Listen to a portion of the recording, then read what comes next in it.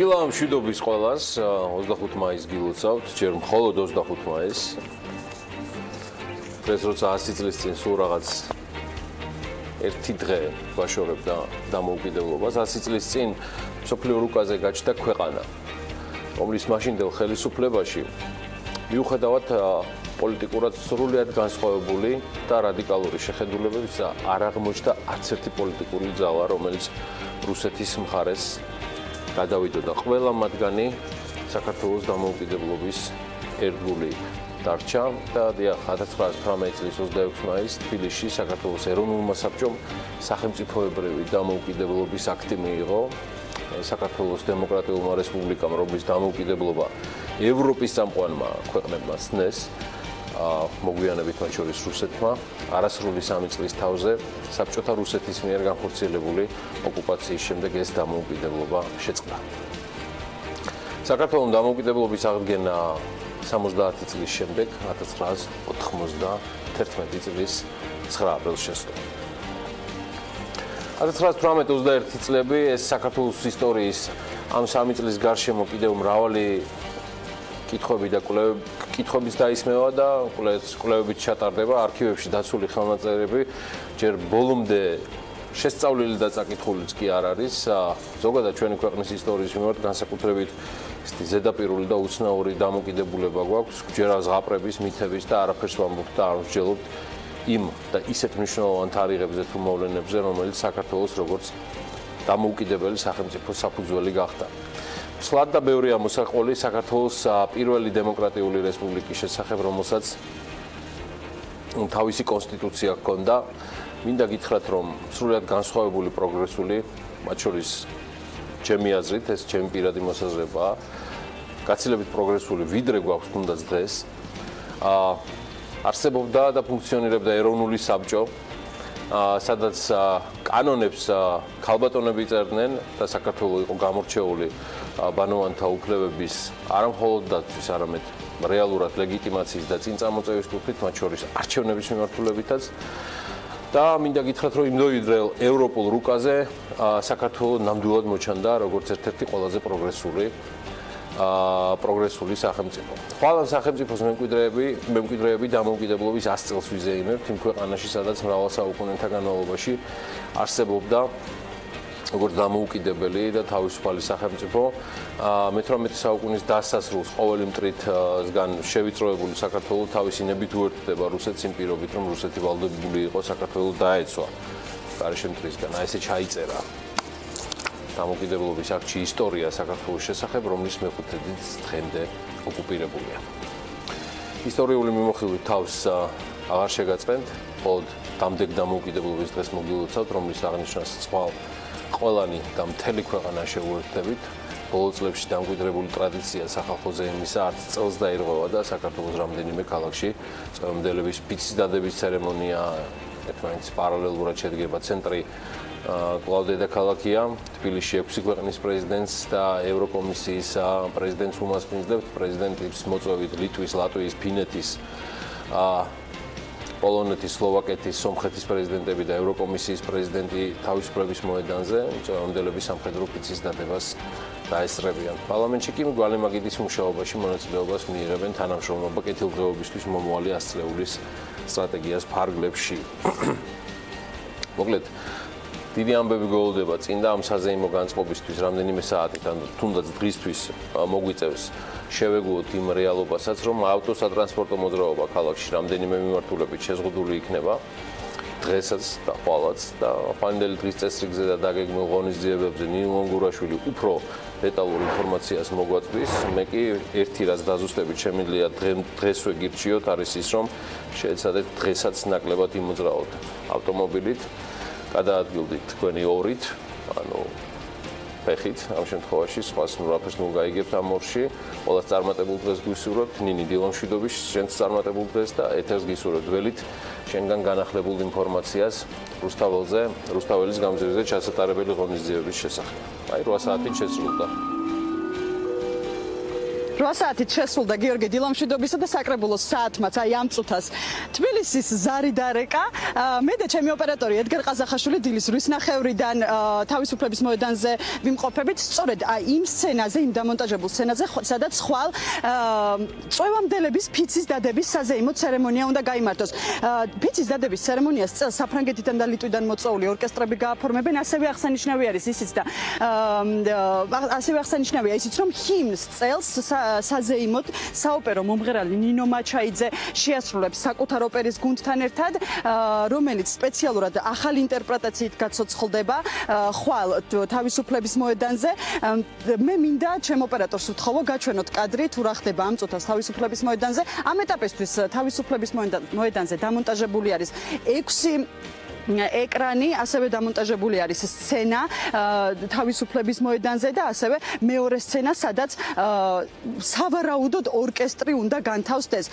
მე ახლა ასევე მინდა დავამატო, რომ 26 მაისს განსაკუთრებულად საზეიმოდ აღენიშნება 6-ის 10 წუთი. ეს არის ზუსტად ის დრო, როდესაც ნოე ჟორდანიამ საქართველოს დამოუკიდებლობა გამოაცხადა. ახლა მე გადავალ მოკლედ იმ მნიშვნელოვან საკითხზე, რადგან ხვალ დიდი ამბები ხდება თბილისში და არა მარტო თბილისში. ამის გამო 26 მაისისადმი მიძღვნილ ღონისძიებასთან დაკავშირებით თბილისის რამდენიმე ქუჩა და გამზირი გადაკეტილი არის. გუშინ 24 მაისს 22 საათიდან უკვე სრულად გადაიკეტა თავისუფლების მოედანი, ასევე სრულად გადაიკეტა თქვენ კადრშიც ხედავთ რუსთაველის გამზირი, ასევე ვარდების მოედანი და ავტოტრანსპორტით გადაადგილება ამ ეტაპზე შესაძლებელი არის. მე ოპერატორს ვთხოვ ამ წუთასაც მოძრაობენ.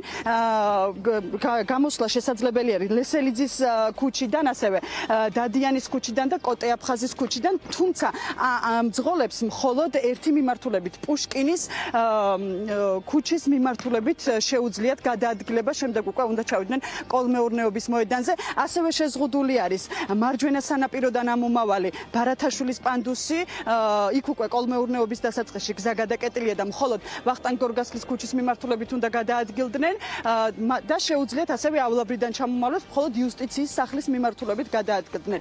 და ასევე გადაკეტილი არის რუსთაველის გამზირის ყველა ვიწრო გამავალი ქუჩა. ამ ეტაპზე აი ეს სიტუაცია არის რუსთაველის გამზირზე და თავისუფლების მოედანზე. ჩვენ დაახლოებით 1 საათში კიდევ ერთხელ ჩაგერთვებით უფრო მეტი დეტალით, უფრო მეტი აქტივობებით თუ ხვალ 26 მაისის სადმი მიძღვნილ ღონისძიებასთან დაკავშირებით რა და როგორ იქნება გამართული და რა აქტივობები არის დაგეგმილი. ამას ჩვენ უკვე ღონისძიების ორგანიზატორი გვეტყვის თათასვანიძე. ნინი, დიდი მადლობა განახლებული ინფორმაციისთვის. თავად დაანონსა, რომ სულ მალე, მაქსიმუმ 1 საათში იგი იქნება ჩვენთან ერთად. ერთადერთი კორექციას, რასაც შევიტან მის ჩართვაში არის, რომ ის რაც ლოკაცია, ასე ვთქვათ, ლოკაცია, რომელიც მან დაინახა როგორც ორკესტრისთვის განსალაგებელი ადგილი, სწორედ მანდ იქნებიან განლაგებული ოფიციალური დელეგაციები 6 ქვეყნის პრეზიდენტს და ევროკომისიის ხელმძღვანელს ველოდებით და სწორედ მათთან ერთად და კიდევ ბევრ სხვა სტუმართან ერთად მოგვიწევს აღნიშნა, მათ შორის ჩამოდის ლიეტუას მე მგონი სწორად ვთქვი, ხო? უკვე სრულად, ანუ პირველი ქვეყანა სწორედ ლიეტუა იყო, რომელმაც აღნიშნა, ასე ვთქვათ, საქართველოს თავის რუკაზე, არანაირი ჯორჯია ან გრუზია, როგორც უმრავლესობა ჩვენი მათ შორის პარტნიორები საკვეძახის, ასე რომ მისი პრეზიდენტიც იქნება საქართველოში. კარგი, 1 საათში ნინის კვლავ ნახავთ, ამასობაში კი გაეროში საქართველოს ელჩმა კახა იმნაძემ კოლეგებს საქართველოს დამოუკიდებლობის 100 წლის იუბილესთან დაკავშირებით თავად გაეროს მიერ გამოშვებული მარკა წარუდგინა, რომელზეც შოთა რუსთაველია გამოსახული. საფოსტო მარკის პრეზენტაციის შემდეგ მისი ოფიციალური ცირკულაციაში ჩასვლა უკვე 26 მაისიდანვე იგეგმება და მოხდება კიდეც. ეს არის პირველი შემთხვევა, როდესაც გაერთიანებული ერების ორგანიზაციამ შუა საუკუნეებში მოღვაწე, საზოგადო მოღვაწე და პირი საფოსტო მარკაზე დაიტანა. მარკაზე დატანილია საქართველოს დროშა და რუკა, რა თქმა უნდა, ტერიტორიული მთლიანობის სრული დაცვით და დეტალებში ასახულდა ანბანი. დამოუკიდებლობის დღე და 100 წლიანი ისტორია. მინდა გითხრათ ჩემო მეგობრებო, რომ დღევანდელ ეთერში არც ამ ამბით, არაჩვეულებრივი ამბით სრულდება 1918-21 წლების ეკონომიკურ რეფორმების პროგრამების, მაშინდელ საბანკო რეფორმებს და ძალიან ბევრ საინტერესო ისტორიულ ამბავს ისტორიკოსი ემილ ავდალიანი მოგვიყვება აწუყვე ჩვენთან ერთად აქ სტუდიაში. გამორჩეულად საინტერესო საქმიანი დილა გელოდებათ, ერთად გადავხედოთ დღევანდელი დღის ეთერს, სპიკერებს და თემებს. 25 მაისს დილას საქმიანად იწყებენ. ალექსი პეტრიაშვილი, ელენე კვანჭილაშვილი და დევიდ კრემერი. ინია მაჭარაშვილი და დათო გორგილაძე, წიგნის დროს მაკა კასრაძეს, მარიამ კორინთელს და ირაკლი ბაკურაძეს უთმობენ. თათია ჩაფიჩაძე მაია ფითაძეს და ასმათ აბესაძეს მასპინძლობს. გვესტუმრება ნინო ევგენიძე და ემილ ავდალიანი. დილა საქმიანია TV Pirveli-ზე.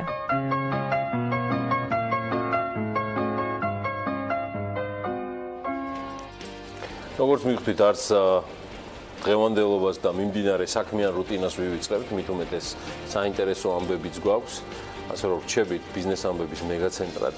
კონკურენციის სააგენტომ ნავთობ რეალიზატორებს ჯარიმა 18 ჯერ შეუწირა უწყებამ ნავთობპროდუქტების ბაზრის ხელახალი მოკვლევის დასრულებაზე განაცხადა. კვლევა სასამართლოს გადაწყვეტილებით ჩატარდა. მას შემდეგ რაც სააგენტოს გადაწყვეტილება 2015 წლის ეს იყო კომპანიების 55 მილიონი დოლარი დაჯარიმება ბათილად იყო ცნობილი. ბაზრის მარეგულირებელი აცხადებს, რომ როგორც თავდაპირველი, ასევე მიმდინარე მოკვლევის ფარგლებში მიმღებული ადმინისტრაციული წარმოების მასალების ანალიზის შედეგად სააგენტომ დაადგინა, რომ კომპანიები სოკარ ჯორჯია პეტროლეუმი, რომ პეტროლი, სამ პეტროლიუმ ჯორჯია, ვისოლ პეტროლეუმი და ასევე ლუკოილ ჯორჯია მათ მიერ თავისუფალი ვაჭრობისა და კონკურენციის შესახებ საქართველოს კანონის დარღვევის ფაქტი ფიქსირდება. მოკლედ სააგენტომ ასევე დაადგინა, რომ კომპანია რომ პეტროლმა, ლუკოილმა და ელ ოილმა კონკურენციის შესახებ კანონის კონკრეტული მუხლი, ანუ თუ ძალიან გაინტერესებთ, მე-7 მუხლის პირველი პუნქტის აქვე პუნქტია საუბარი, ფრანჩაიზინგის და ქველიცენზიის ხელშეკრულების შესაბამისად ფასის განხსაზღვრის საკითხთან მიმართებაში. ან შესყიდვის და გაყიდვის ფაზების ან სხვა სავაჭრო პირობების პირდაპირ და არაპირდაპირ დადგენა ფიქსირებაზეა საუბარი. კონკურენციის კანონმდებლობის დარღვევისთვის ზემოთ ჩამოთვლილ ეკონომიკურ აგენტებს ჯამში 3 მილიონამდე ლარის ოდენობის ჯარიმა შეეფარდათ. როგორც აღმოჩნდა, კომპანიების ნაწილი ამ გადაწყვეტილების გასაჩივრებას აღარ აპირებს. ჩამოთვლილი კომპანიებიდან, რომლის მიმართ რა ოდენობის ჯარიმა გაიწერა, ზუსტად ვერ გეტყვით, თუმცა BMG-ისთვის მოკითხული ამ ამბებიდან შემიძლია გითხრათ, რომ კომპანია სოკვარი კონკურენციის სააგენტოს გადაწყვეტილების გასაჩივრებას აღარ აპირებს და კომპანიის ხელმძღვანელი ლევან გიორგაძე ჩვენთან საუბრისას აცხადებს, რომ სააგენტოს ბრალდებებს არ ეთანხმებიან, თუმცა სასამართლო დავის გაგრძელების სურვილი სრულიად პრაგმატული მოსაზრებებიდან გამომდინარე აღარ აქვთ. ამ ახალდასხმას გითხარ რომ ეთანხმებით ან აუთვლით რომ სწორი გვეკუთვნოდა ჯარიმა არა, მაგრამ და ჩვენი შენიშვნები ქონდა გაგზავნილი კონკურენციის სააგენტოსთვისაც საბოლოო დასკვნის გამოტანამდე, თუმცა როგორც აქამდე აღნიშნე თქვენთან საუბრისას ეს ყველაფერი რო ერთად გავითვალისწინოთ, ანუ ვადა, დრო, სირთულე და თვითონ თამდევი დანახარჯები რაც ზოგადად ეგეთი დავებს აქვთ, მიგვეჩნია რომ ალბათ ამ ეტაპზე ჯობია რომ გადავფურცლოთ ეს ფურცელი. გაასაჩივრებს თუ არა კონკურენციის სააგენტოს ხელახალი მოკვლევის შედეგებს ლუკოილ ჯორჯია ჯერჯერობით უცნობია. კომპანიის გენერალური დირექტორის მოადგილე შავლეგ მიშველაძე ჩვენთან საუბრისას აცხადებს, რომ ამ გადაწყვეტილების შესახებ კომპანია რამდენიმე დღეში ჩამოყალიბდება და გაასაჯაროებს კიდეც. კონკურენციის სააგენტომ საწვავის ბაზარზე მოქმედი კომპანიები, როგორც გითხარით, 2015 წელს ჯერ 55 მილიონი ლარი დააჯარიმა.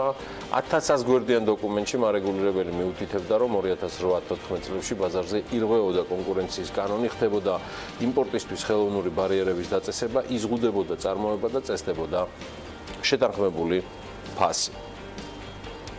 მომხმარებლებისთვის კიდევ უფრო საინტერესო თემასაც შეეხება რეკორდულ ნიშნულს გათანაბრებული საწვავის ფასი ჯერ ისევ ინარჩუნებს პოზიციებს და ხარჯებიც თავისაშრება.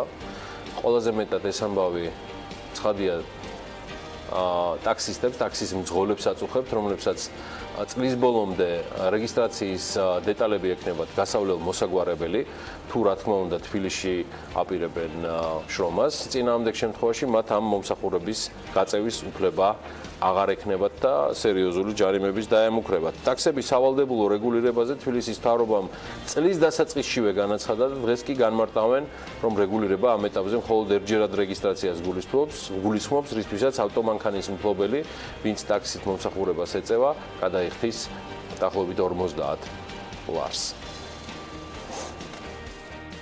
იყო მოარული ხმები, რომ ტაქსის განებართვიანების სისტემა თავის თავში მოიაზრებს, რომ გადასახადები დაიბეგრებიან ტაქსის მძღოლები, რაც ჩვენ თავიდან დაანონსებული ქონდა, იყო აბსოლუტური სიცრუე.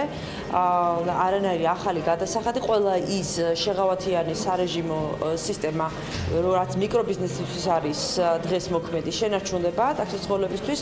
უბრალოდ საკრებულოს აქტის, როგორც თქვი, პროაქტიულად დამუშავებისა და მიღების შემდგომ მიმდინარე ზაფხულში სადღაც აგვისტოდან ნოემბრის თვემდე დაიწყება უკვე რეგისტრაცია განებართვიანება და უკვე 1 ნოემბრიდან დაახლოებით ყველა ის ადამიანი, რომელიც ტაქსის სერვისს ახორციელებს, არ აქვს გავლილი რეგისტრაცია, იქნება, ასე ვთქვათ, უნებართვო საქმიანობად ჩათვლილი, რაც დაექვემდებარება ადმინისტრაციულ სამადაოთა კოდექსით გათვალისწინებულ 200 ლარიან სანქციას.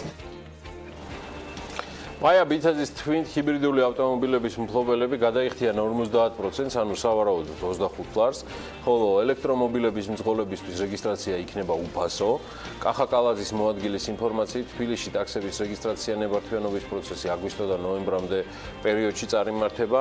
მერე აქტიური კამპანიის დაწყებას რამდენიმე დღეში გეგმავს. Საერთოდ ბევრი სიახლის შესახებ გაგვიზიარეს ინფორმაციები თბილისის მთავრობის გუშინდელ სხდომაზე, მე მოპატიეთ და ბიზნეს სიახლეების წარდგენამდე მას ნაწილს ცხადია უკვე ანასთან ერთად გადავივლით. მე მას მინდა ანა დილამშვიდობის. დილამშვიდობის გიორგი. მადლობა. ბედნიერ დღეს უსურვებ ჩვენს მაყურებლებს, რა თქმა უნდა შენს და არაჩვეულებრივ შეხვედრას 26 მაისთან. რაც შეეხება სიახლეებს, ყველაფრის შესახებ საუბარს, რა თქმა უნდა, ვერ მოვასწრებთ ამ ნაწილში, მაგრამ ბიზნეს სიახლეებს აუცილებლად უნდა დაელოდოს მაყურებლები და კიდევ რამდენიმე ამბავი იქნება მათთვის საინტერესო, თუმცა მოკლედ მაინც რამდენიმეს დავაანონსებთ. თბილისის მერმა გუშინ თქვა, რომ პარლამენტს მიმართავენ წინადადებით იმისთვის, რომ ელექტროავტობუსების და მიკროავტობუსების დამატებითი ღირებულების გადასახადისაგან გათავისუფლება მოხდეს. არადა გუშინ სტუდიიდან გაცელებისას გახაკუჭევასთან სწორედ ამ თემაზე ვსაუბრობდით, არასაეთეროდ და მისი შინაარსიდან გამომდინარე, სავარაუდოდ ამ შეთავაზებას კანონმდებლობის მხრიდან მხარდაჭერა ნამდვილად ექნება, რადგან სწორედ ამ ინიციატივაზე იყო კანონმდებლობის მხრიდან ყურადღება გამახვილებული საუბრისას. გარემოზე ზრუნვის ნაწილში კიდევ ერთი ამბავი ის არის მერიიდან, რომ მართალია ჯერ გენერალური გეგმა არ დამტკიცებულა, მაგრამ თბილისის მერია დედაქალაქის გამწვანების ზონებს ერთიანი სახელმწიფო პრინციპების დაცვით მოუვლის და ამისთვის გარემოს დაცვის საქალაქო სამსახურმა ხელმცენარეების მოვლის სტანდარტული აგროტექნიკური ღონისძიებების გეგმა შეიმუშავა. გამწვანების პროცესში ერთობა ბიზნესით და მოკლედ სიახლეებს არ გვაკლებს თბილისის მთავრობა. დანარჩენზე უკვე როგორც გითხარით, ბიზნეს სიახლეებში ვისაუბრებთ, ისე არც მერიის გარშემო და არც თავად კახაკალაძის შესახებ ნიუსებში არ გვაკლდება ამბები როგორც ჩანს. გუშინ თბილისის მერიაში უარყვეს ინფორმაცია იმის შესახებ, რომ თბილისის მერის როლს კომედიურ ფილმში შეასრულებდა. არადა სლოვაკეთის საელჩო და კულტურის მინისტრი ერთი დღით ადრე გვეუბნეოდნენ, რომ ფეხბურთელის წარსულის მქონე მერი ქართულ-სლოვაკურ ფილმში გამოჩნდებოდა. მიხეილ გიორგაძემ თანაგუნდელს წარმატებებიც კი უსურვა და მოდით მას მოვუსმინოთ. თავად მერს ძალიან გულშემატკივრობთ, იმიტომ რომ რამდენადაც ვიცი, ეპიზოდურ როლს კახაც შეასრულებს. მოკლედ გავწყვილდით, აღმოჩნდა, რომ საელჩო და კულტურის სამინისტრო არაზუსტ ინფორმაციას ფლობდნენ, არადა წესით ახალგაზრდა ენერგიული მერის როლის მორგება კახაკალაძეს არ უნდა გაჭირვებოდა და ეს კიდევ ერთი რეკლამაც შეიძლება გამხდარიყო საქართველოსთვის. არქი, მოდი ანა, სანამ ბიზნესამბებზე გადავალთ, კიდევ ერთი გამარჯვების შესახებ, რომელიც გუშინ შუა დღის თბილისისას არანორმალური ხმებით ასე თქვა დაირღვა ეს სიჩუმე, რომელიც მე მგონი ყველა ოჯახიდან გამოდიოდა, რომელსაც სადღაც პირველის ნახევრისთვის 12-დან პირველ საათამდე ინტერნეტი ჰქონდა მომართული იაპონიისკენ, სუმოისტის დამსახურებით ფაქტობრივად ყველასთვის აგერ უკვე თითქმის 2 კვირაა გადამოვალ ეს თემა უცვლელ თემად და ჩვენ გამარჯვების სიმბოლოდ იქცა. ლევან გორგაძემ იგივე ტოჩინოშინმა სუმოს ცოცხალი ლეგენდა 40 გზის ჩემპიონი ჰაკუჰო დაამარცხა ნაცუბაშოზე ეს ტოჩინოშინის ზედიზედ მე-12 გამარჯვებაა და მას აქვს შანსი ტურნირი მარცხის გარეშე დაასრულოს, ანუ გააკეთოს ძენშო იუშო და ისე გახდეს იმპერატორის თასის მეორე მფლობელი. მიუხედავად იმისა, რომ ტერმინები, ტერმინოლოგია, თამაშის წესები ჩემი თამადობით ბევრ გულშემატკივარს არ ესმის, იმპერატორის თასის მფლობელ სუმოიც ქართველები ჰიპერაქტიულად და სრულიად დამსახურებულად გულშემატკივრობენ. BMG-ც კი ჩართული არის აი ამ საერთო სახალხო ზეიმში და აღნიშვნაში და ერთ გუნდად გულშემატკივრობთ ლევანის ასპარეზობას და წარმატებას. მე მინდა ლევან გორგაძეს განსაკუთრებული მადლობა უთხრა BMG-ს და პირველის სახელით, რომ საქართველოს დამოუკიდებლობის აღნიშვნისას და ამ პერიოდში მან განსაკუთრებული სიხარული მოუტანა თავის ქვეყანას, თავის სამშობლოს. თქვენ კი ეკრანზე ხედავთ მის გუშინდელ მე-12 ბრწყინვალე გამარჯვებას, სადაც მან, როგორც მოგახსენეთ, მსოფლიოს ერთ-ერთი ყველაზე აღიარებული სუმოისტი 40 გზის მსოფლიოს 40 გზის მსოფლიოში გამარჯვებული სუმოში მოტო დაამარცხა.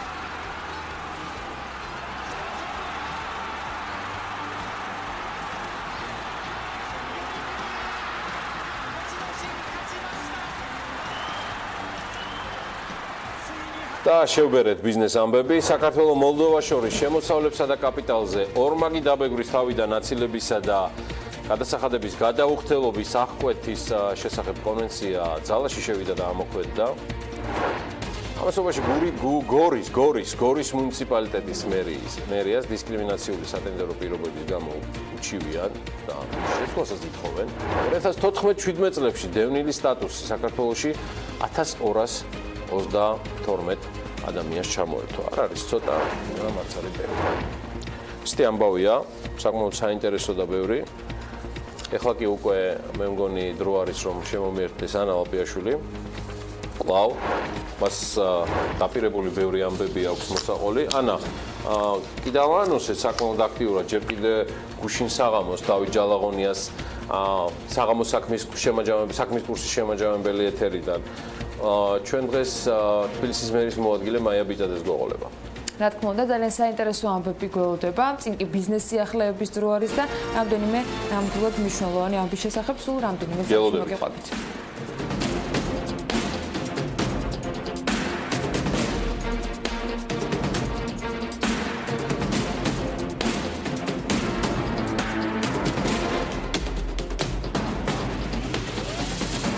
ძალაში შევიდა საქართველოს მთავრობასა და მოლდოვის რესპუბლიკის მთავრობას შორის შემოსავლებსა და კაპიტალზე ორმაგი დაბეგრის თავიდან აცილების და გადასახადების გადაუხდელობის აღკვეთის შესახებ კონვენცია, რომელსაც ხელი საქართველოში მოლდოვის რესპუბლიკის პრემიერ-მინისტრის ვიზიტის ფარგლებში ჯერ კიდევ გასული წლის მიწურულს მოეწერა.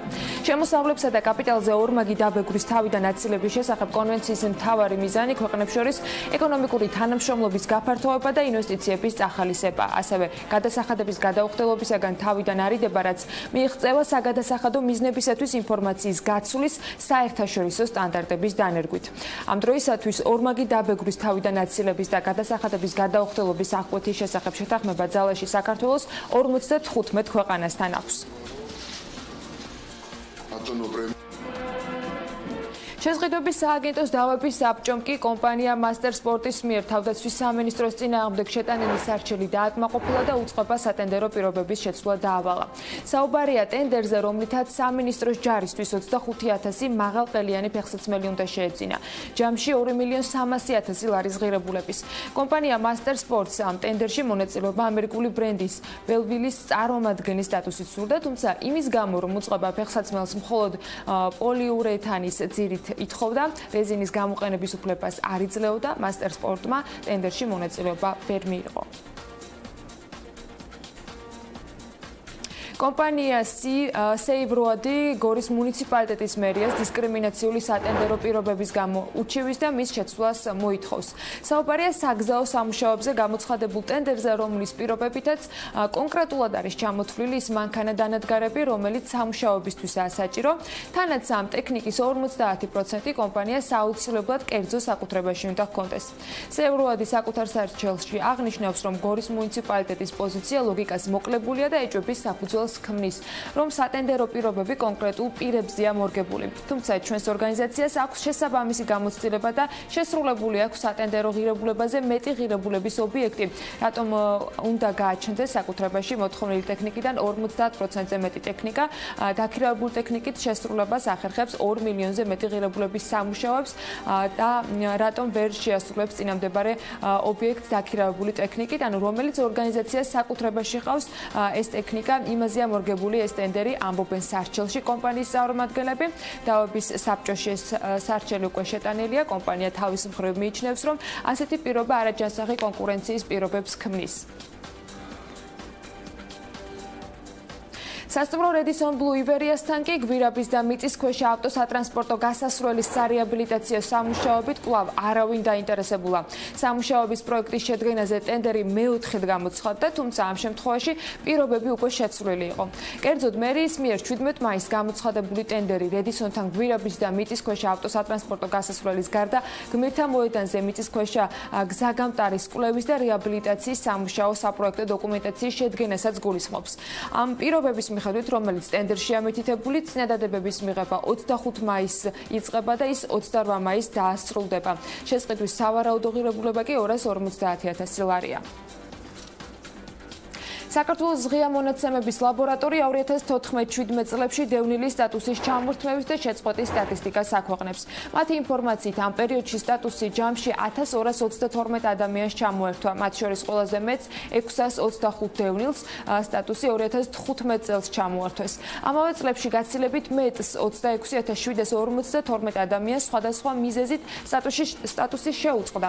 ეს უმეტესწილად 2014 წელს სავალდებულო რეგისტრაციის გაუვლელობამ განაპირობა. მეორე ადგილზე კი გარდაცვალების მიზეზი სახელდება, მესამეზე სხვა ქვეყნის მოქალაქეობის მიღება.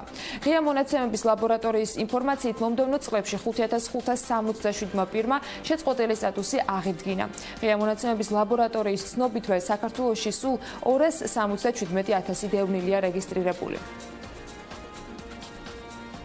ბათუმში ყინულის სასახლის მშენებლობის სამუშაოები ინტენსიურად მიმდინარეობს. სამუშაო პროცესს აჭარის მთავრობის თავმჯდომარე, ფინანსთა და ეკონომიკის მინისტრთან ერთად გაეცნო. მასთან ერთად იმყოფებოდა ასევე განათლებისა და კულტურის მინისტრი. ამ ეტაპზე ლითონის კონსტრუქციების მონტაჟის სამუშაოები გრძელდება, პარალელურად კი აშენებული შენობის კარკასის კედლების ამოყვანა ხორციელდება. მშენებლობის პროცესში ამ დროისათვის 50 ადამიანია დასაქმებული.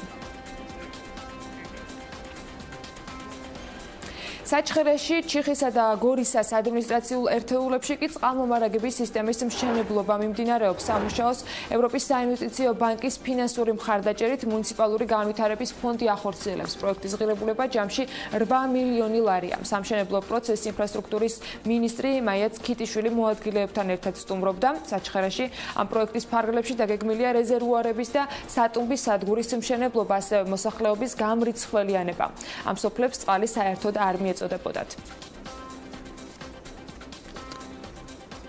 სამთო-სათხილამურო კურორტზე საბაგირო გზების მომსახურე პერსონალს დოპელმაიერი გადაამზადებს. მთის კურორტების განვითარების კომპანიას და მსოფლიოში ერთ-ერთ საუკეთესო საბაგიროების წარმოებელ კომპანია დოპელმაიერს შორის ამისთვის ხელშეკრულებაა გაფორმებული.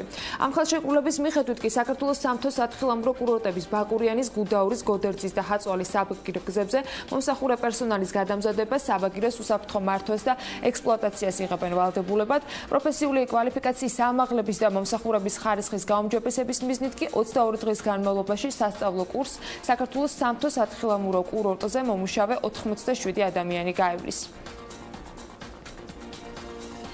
ქართველი ფერმერებისთვის შექმნილი ვებგვერდი და მობილური აპლიკაცია ტრაქტორის მომხმარებელთა რაოდენობა 30,000-ს გაუტოლდა. ამ დროისათვის მამაკაცი მომხმარებლები ჭარბობენ ქალებს, მათი რიცხვი პროცენტულად 60%-ზე მეტია. აპლიკაციით ფერმერები მთელი საქართველოდან სარგებლობენ, თუმცა როგორც ნატალია ოქროშიაშვილი BMG-სთან ამბობს, შედარებით ნაკლები მომხმარებელი მაინც ახალციხიდან და მთიანი რეგიონებიდან ფიქსირდებიან. ტრაქტორის მომხმარებლებს 11 მიმწოდებელი კომპანია ამარაგებს ამ ეტაპზე სხვადასხვა სახის პროდუქციით. რაც შეეხება მათ კიდევ ერთ პროექტს, რომელიც Farm Health-ის ფარგლებში ხორციელდება, ამ დროისათვის სულ 3 აგრონომი ემსახურება ამ პროექტს და როგორც თავად ტრაქტორის წარმომადგენლები აღნიშნავენ, ისინი გეგმავენ, რომ გააფართოვონ ეს მომსახურება და კიდევ უფრო მეტი ადამიანი იყოს კოლ-ცენტრში დასაქმებული. რა იწვევს ჰაერის დაბინძურებას ამ საკითხის განსახილველად ნავთობპროდუქტების იმპორტიორთა კავშირის ორგანიზებით კონფერენცია შედგა. თემაზე სასაუბროდ სხვადასხვა უწყების წარმომადგენლები და ექსპერტები იყვნენ შეკრებილები. მათ საწვავის ხარისხის და საავტომობილო პარკის სფეროში არსებულ ვითარებაზე იმსჯელეს. ტრანსპორტისა და გზების ასოციაციის თავმჯდომარე ამბობს, რომ მიიღო დაწვრილებითი ინფორმაცია საქართველოში იმპორტირებული საწვავის ხარისხის შესახებ და ის შეესაბამება მოქმედ სტანდარტებს.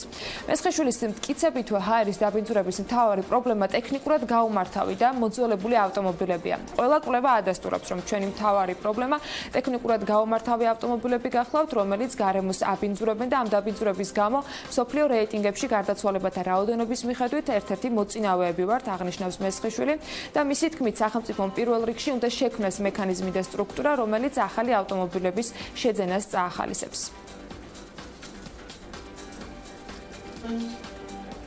ბიზნესი ახლებების პირველი ნაწილი ამით დავასრულეთ, წინ სავალუტო მიმოხილვა გველოდება.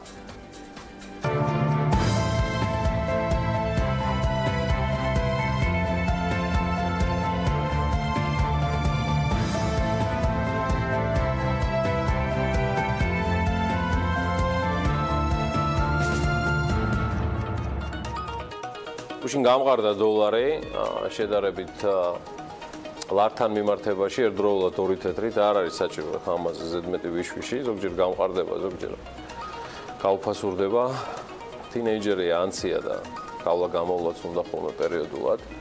ამის მოუდინვი იდეაში დილიდანვე იყო, ვინც ბლუმბერგის ტერმინალს თვალყურს ადევნებდა, ნახავდა, რომ რაღაც მომენტში 2 ლარი და 59 თეთრზეც კი ივაჭრებოდა ლარი დოლარის ცხვილი. მაგრამ ოფიციალური კურსი დაბალანსდა 2-ზე და 57 თეთრზე, ასე რომ დღეს დაველოდებით კვირის ბოლოს ეროვნული ბანკი რა კურსს გამოგვიგზავნის სადღაც საღამოს 5 საათისთვის, რომელსაც BMG გამცნობს. ევრო 2 ლარი და 99 თეთრი ღირს, ფასისცვლილება აქ 3 თეთრიანია, ლირა 12 თეთრი უკაცრავად და ფუნტ სტერლინგის შესაძენად 3 ლარი და 31 თეთრი დაგჭირდებათ. მოდი ვნახოთ ამინდის პროგნოზი, რომელსაც ახლა ანა წარმოგვიდგენს გარემოს ეროვნული სააგენტოს ინფორმაციებზე დაყრდნობით თქელით.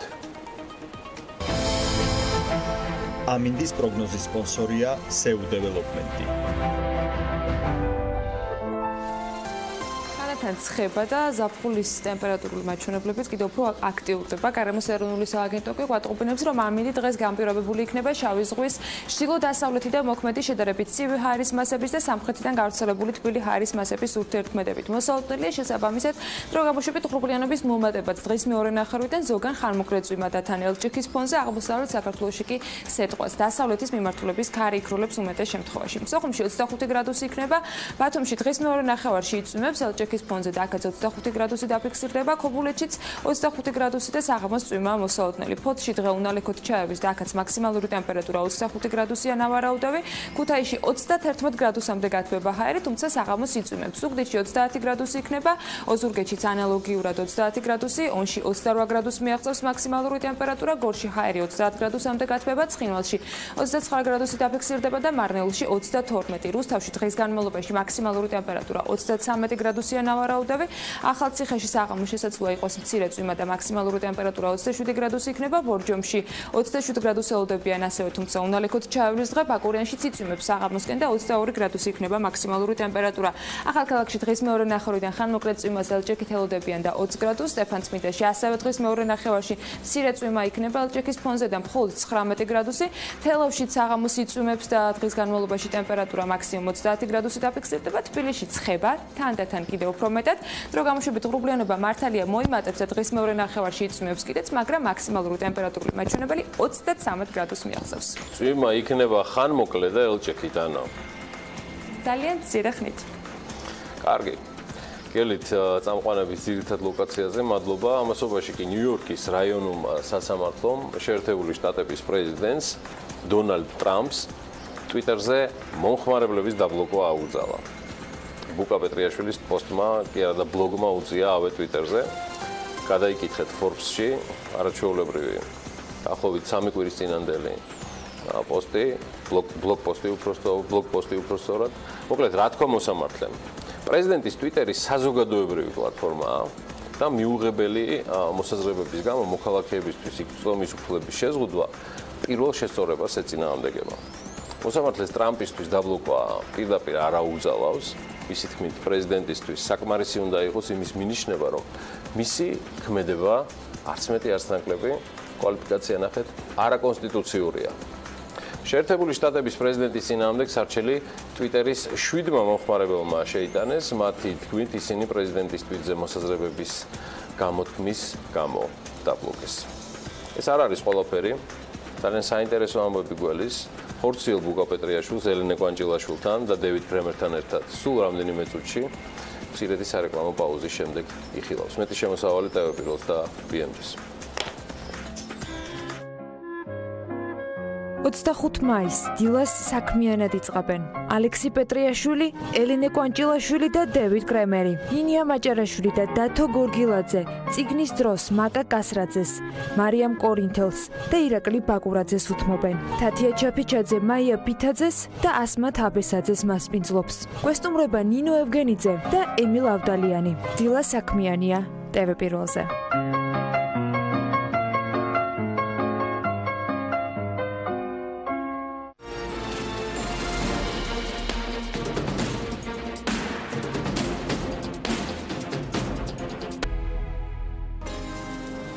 ეკონომიკური პოლიტიკის კვლევის ცენტრი და ატლანტიკური საბჭო დღეს საღამოს 7 საათზე ძალიან საინტერესო დისკუსიას გეგმავენ, რომლის მთავარი თემაც ამჯერად ეს ჟღერს თავისუფლების დღის წესრიგი მომდენო 100 წლის განმავლობაში.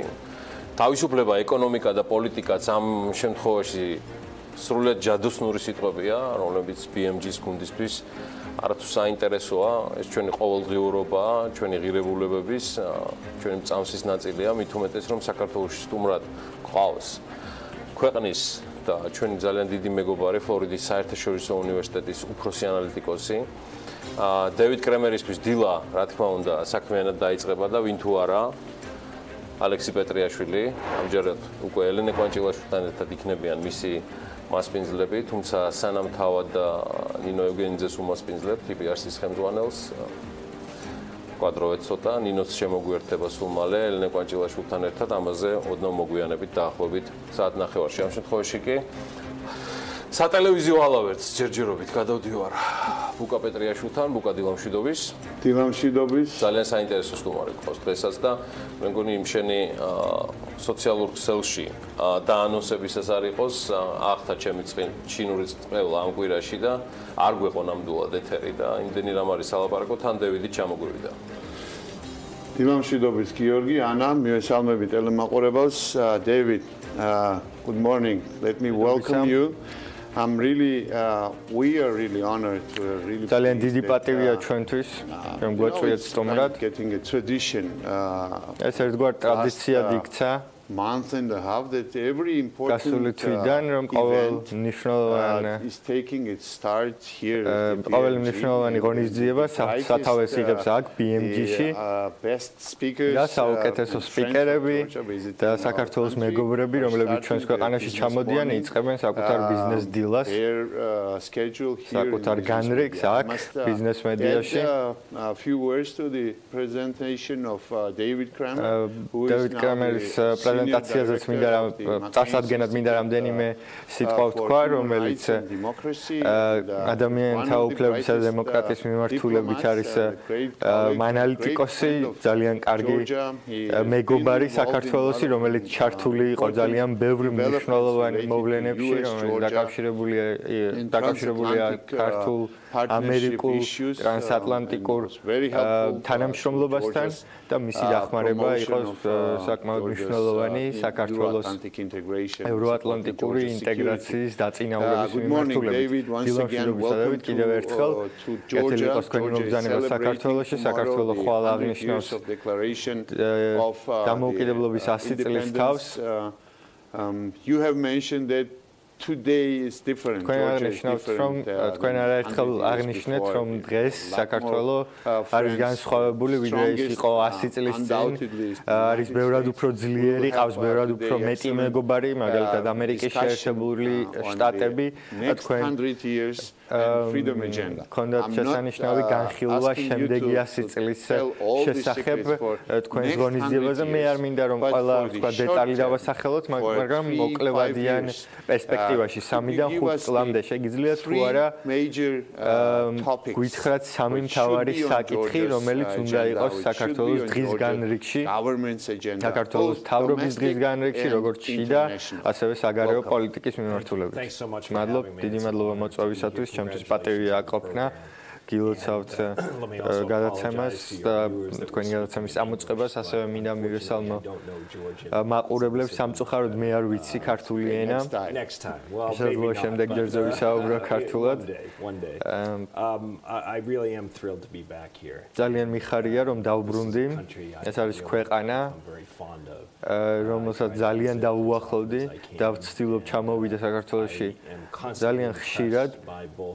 და ყოველთვის ძალიან დიდ შთაბეჭდილებას ახსენს ჩემზე ის თბილი სტუმართმოყვარეობა, რომელსაც ქართველი ხალხი გამოხატავს ჩემი აზრით. ქვეყანას წინ უძღვის არაერთი გამოცდა და გამოწვევა იმისათვის, რომ შეინარჩუნოს დემოკრატიული კურსი და ჩემი აზრით საქართველოს უკვე დაადასტურა, რომ მას აქვს ამის პოტენციალი. ყველა ქვეყანას გააჩნია წინაღობები, ჩემი ქვეყანაც მათ შორის ძალიან ბევრ პრობლემას ხვდება ყოველდღიურად. რა თქმა უნდა, დემოკრატიული გზა გულისხმობს იმას, რომ წინაღობები შეგვხვდება, მაგრამ თავარია კურსის შენარჩუნება და საქართველოს ინტეგრაცია ევროატლანტიკურ სივრცესთან.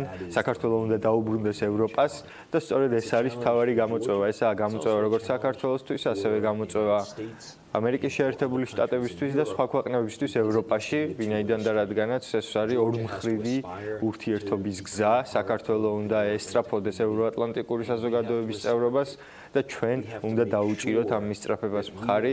ჩვენ უნდა დავრწმუნდეთ იმაში, რომ გვესმის რაში მდგომარეობს ევროპის საერთო ხედვა და საქართველოს უნდა იყოს ამ ხედვის ნაწილი და დიდი ხნის განმავლობაში თუ კი ვთქვათ არ იქნა ხედვის ნაწილი, ეს იმას გულისხმობს, რომ ეს საერთო ხედვა არის ნაკლოვანი ხედვა და შესაბამისად საქართველოსთვის ეს არის ძალიან მნიშვნელოვანი, ისევე როგორც ევროპისთვის, ასევე საქართველოს უნდა უზრუნველყოს მომავალი არჩევნების, ასე ვთქვათ, უსაფრთხოება. ეს უნდა იყოს თავისუფალი არჩევნები იმისათვის, რათა ქვეყანამ გააგრძელოს ეკონომიკური წინსვლა, უნდა აღმოიფხვრას კორუფცია ყველა დონეზე. რა თქმა უნდა, ეს არის ის გამოწვევები, რომელიც ყველა ქვეყნის წინაშე დგას, მაგრამ თქვენი ქვეყნისათვის არსებობს დამატებითი გამოწვევები იმ ფაქტორის გათვალისწინებით, რომ 20% ქვეყნის ტერიტორიისა ოკუპირებულია რუსეთის მიერ, შესაბამისად ჩვენ უნდა დავრწმუნდეთ იმაში, რომ დასავლეთ საზოგადოება მხარს დაუჭერს ქვეყნის ტერიტორიულ მთლიანობას და არ მისცემს ოკუპანტს იმის საშუალებას, რომ გააგრძელოს საკუთარი აგრესიული პოლიტიკა და თქვენს მისწრაფებებზე ვეტოს უფლება არ უნდა ჰქონდეს რუსეთს.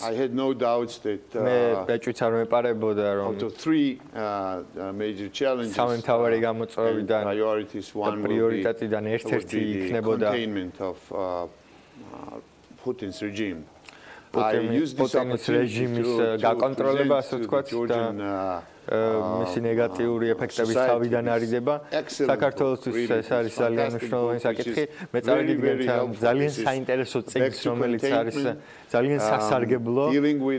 ის მდგომარეობს სწორედ იმაში თუ გასწავლის თუ როგორ უნდა გაუკლავდეთ პუტინის რეჟიმს და გვაძლევს ძალიან მნიშვნელოვან ინფორმაციას იმასთან დაკავშირებით თუ როგორ ვითარდება მოვლენები რუსეთთან ურთიერთობაში რა შემდგომარეობს შეცდომები და რა უნდა გაკეთდეს აწმოსა თუ მომავალში მე წავეკითხე ეს წიგნი რამდენჯერმე The final concluding remarks are that დასკვნითი ნაწილი არის ძალიან მნიშვნელოვანი. სადაც რა თქვა მე რომ ტრამპის ადმინისტრაციამ არ გაიმეოროს წინა ადმინისტრაციის მიერ დაშვებული შეცდომები და ასევე არ დაუშვოს ახალი შეცდომები გუშინ ჩვენ ვნახეთ რომ საერთაშორისო team's conclusion that the გამოძიების შედეგად which has shut down the civilian airplane რუსეთის სამხედრო დანაყოფებს ეკუთვნოდა ის სისტემა რომელმაც ავიახაზების დახურვა გამოიწვია ეს სიტუაცია კვლავ რთულდება უკრაინაში შესაბამისად ჩვენ ვსაუბრობთ იმაზე რომ უნდა შევაჩეროთ ამგვარი ტენდენცია მსოფლიო დგამს კონკრეტულ ნაბიჯებს აწესებს სანქციებს შემუშავების პროცესში ახალი სანქციებიც მაგრამ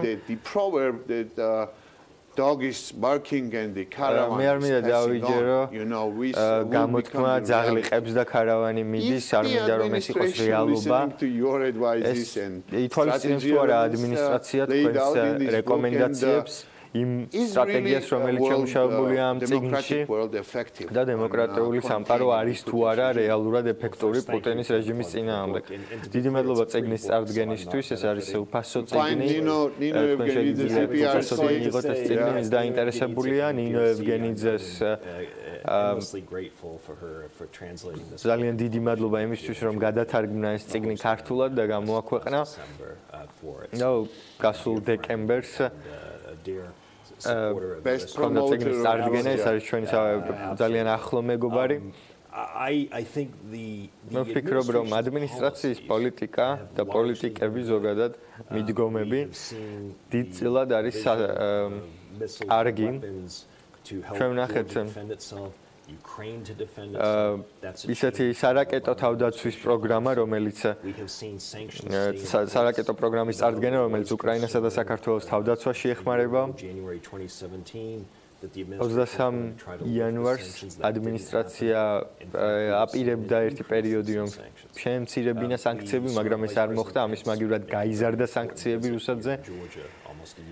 და თითქმის ერთი წლის წინ საქართველოს ეწვია ამერიკის შეერთებული შტატების ადმინისტრაციის წევრი იმისათვის, რათა განემტკიცებინა ქვეყნებს შორის ურთიერთობა და მხარდაჭერა მუდმივად ჟღერდება და მუდმივად ხედავთ ჩვენ ამ მხარდაჭერას, რომელიც გამოითქმის ფიქსირდება ამერიკის შეერთებული შტატების მხრიდან chip into the Russian dominance of energy in this region. We see a build up of the US military presence. ამერიკის შეერთებული შტატების საჯარო სამხედრო დანაყოფების არსებობას რუსეთის საზღვრებთან ახლოს და ეს ყველაფერი რა თქმა უნდა არის რუსეთის რუსეთის თავდასხმის პასუხი უკრაინაზე. სამწუხაროდ ჩვენ ეს ყველაფერი ვერ გავაკეთეთ 2008 წლის აგვისტოს ომში, ვერ გავეცით სათანადო პასუხი პუტინის აგრესიას. შესაბამისად, ეს იყო ჩვენი შეცდომა, მაგრამ შეგვიძლია ვთქვათ, რომ ზოგად ჭრილში ამერიკის შეერთებული შტატების ადმინისტრაციის პოლიტიკა არის საკმაოდ სასარგებლო და ეფექტურიც, თუკი გადავხედავთ იმ ადამიანებს, რომლებიც ამ ყველაფერში არიან ჩართულნი, ისინი არიან საკუთარი საქმის პროფესიონალები, მათ იციან რა საკეთებენ.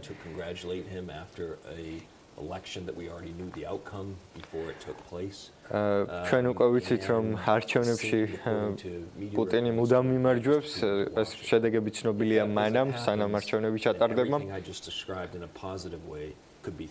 და თუ კი გაგრძელდება რუსეთის აგრესია, მაშინ ყველაფერი რაც ჩამოთვალე, ყველა ის პოლიტიკა, რომელსაც ამჟამად აწარმოებს ამერიკის შეერთებული შტატების ადმინისტრაცია, შეიძლება აღმოჩნდეს აბსოლუტურად უსარგებლო და არაეფექტური, ამიტომ აუცილებელია ამერიკის შეერთებული შტატების კონგრესის მხარდაჭერა საქართველოს მიმართ. მინდა ჩავერთო ამ საუბარში, ჩვენ უკვე აღნიშნეთ სანქციები, ეკონომიკური სანქციები არის ერთ-ერთი საშუალება იმისათვის, რომ რეჟიმ პუტინის და რუსეთის აგრესიულ რეჟიმს გაუმკლავდეს საერთაშორისო საზოგადოება. არის თუ არა ეს სანქციები სასარგებლო დღეს, ახალ კონტექსტში, როდესაც ხედავთ, რომ ნავთობის ფასები თანდათან იზრდება. The drop in the price of oil starting in late 2013 into 2014 had a bigger impact on the Russian economy. ძალიან დიდი გავლენა აქვს ნავთობის ფასის ზრდასა თუ შემცირებაზე რუსეთის ეკონომიკაზე. 2014 წელს დაწესებულ სანქციას ჩემი აზრით ჰქონდა კონკრეტული შედეგი და ეს შედეგი იყო ის, რომ პუტინს აღარ მიეცა საკუთარი აგრესიის შემდგომი გავრცელების საშუალება. ეს არ იყო რა თქმა უნდა საუკეთესო მეთოდი ამ ყველაფრის შესაჩერებლად, მაგრამ პუტინი იძულებული გახდა, რომ შეეჩერებინა აგრესია. უკრაინის შემთხვევაში ძალიან მძიმე სიტუაცია შეიქმნა და შესაბამისი სანქციები ასევე შემოღებული იქნა. და ყველა იმ სპეციფიკურ სანქციას, რომელიც რუსეთის მიმართ იქნა წარმოებული და შემოღებული, ჰქონდა სპეციფიკური შედეგი.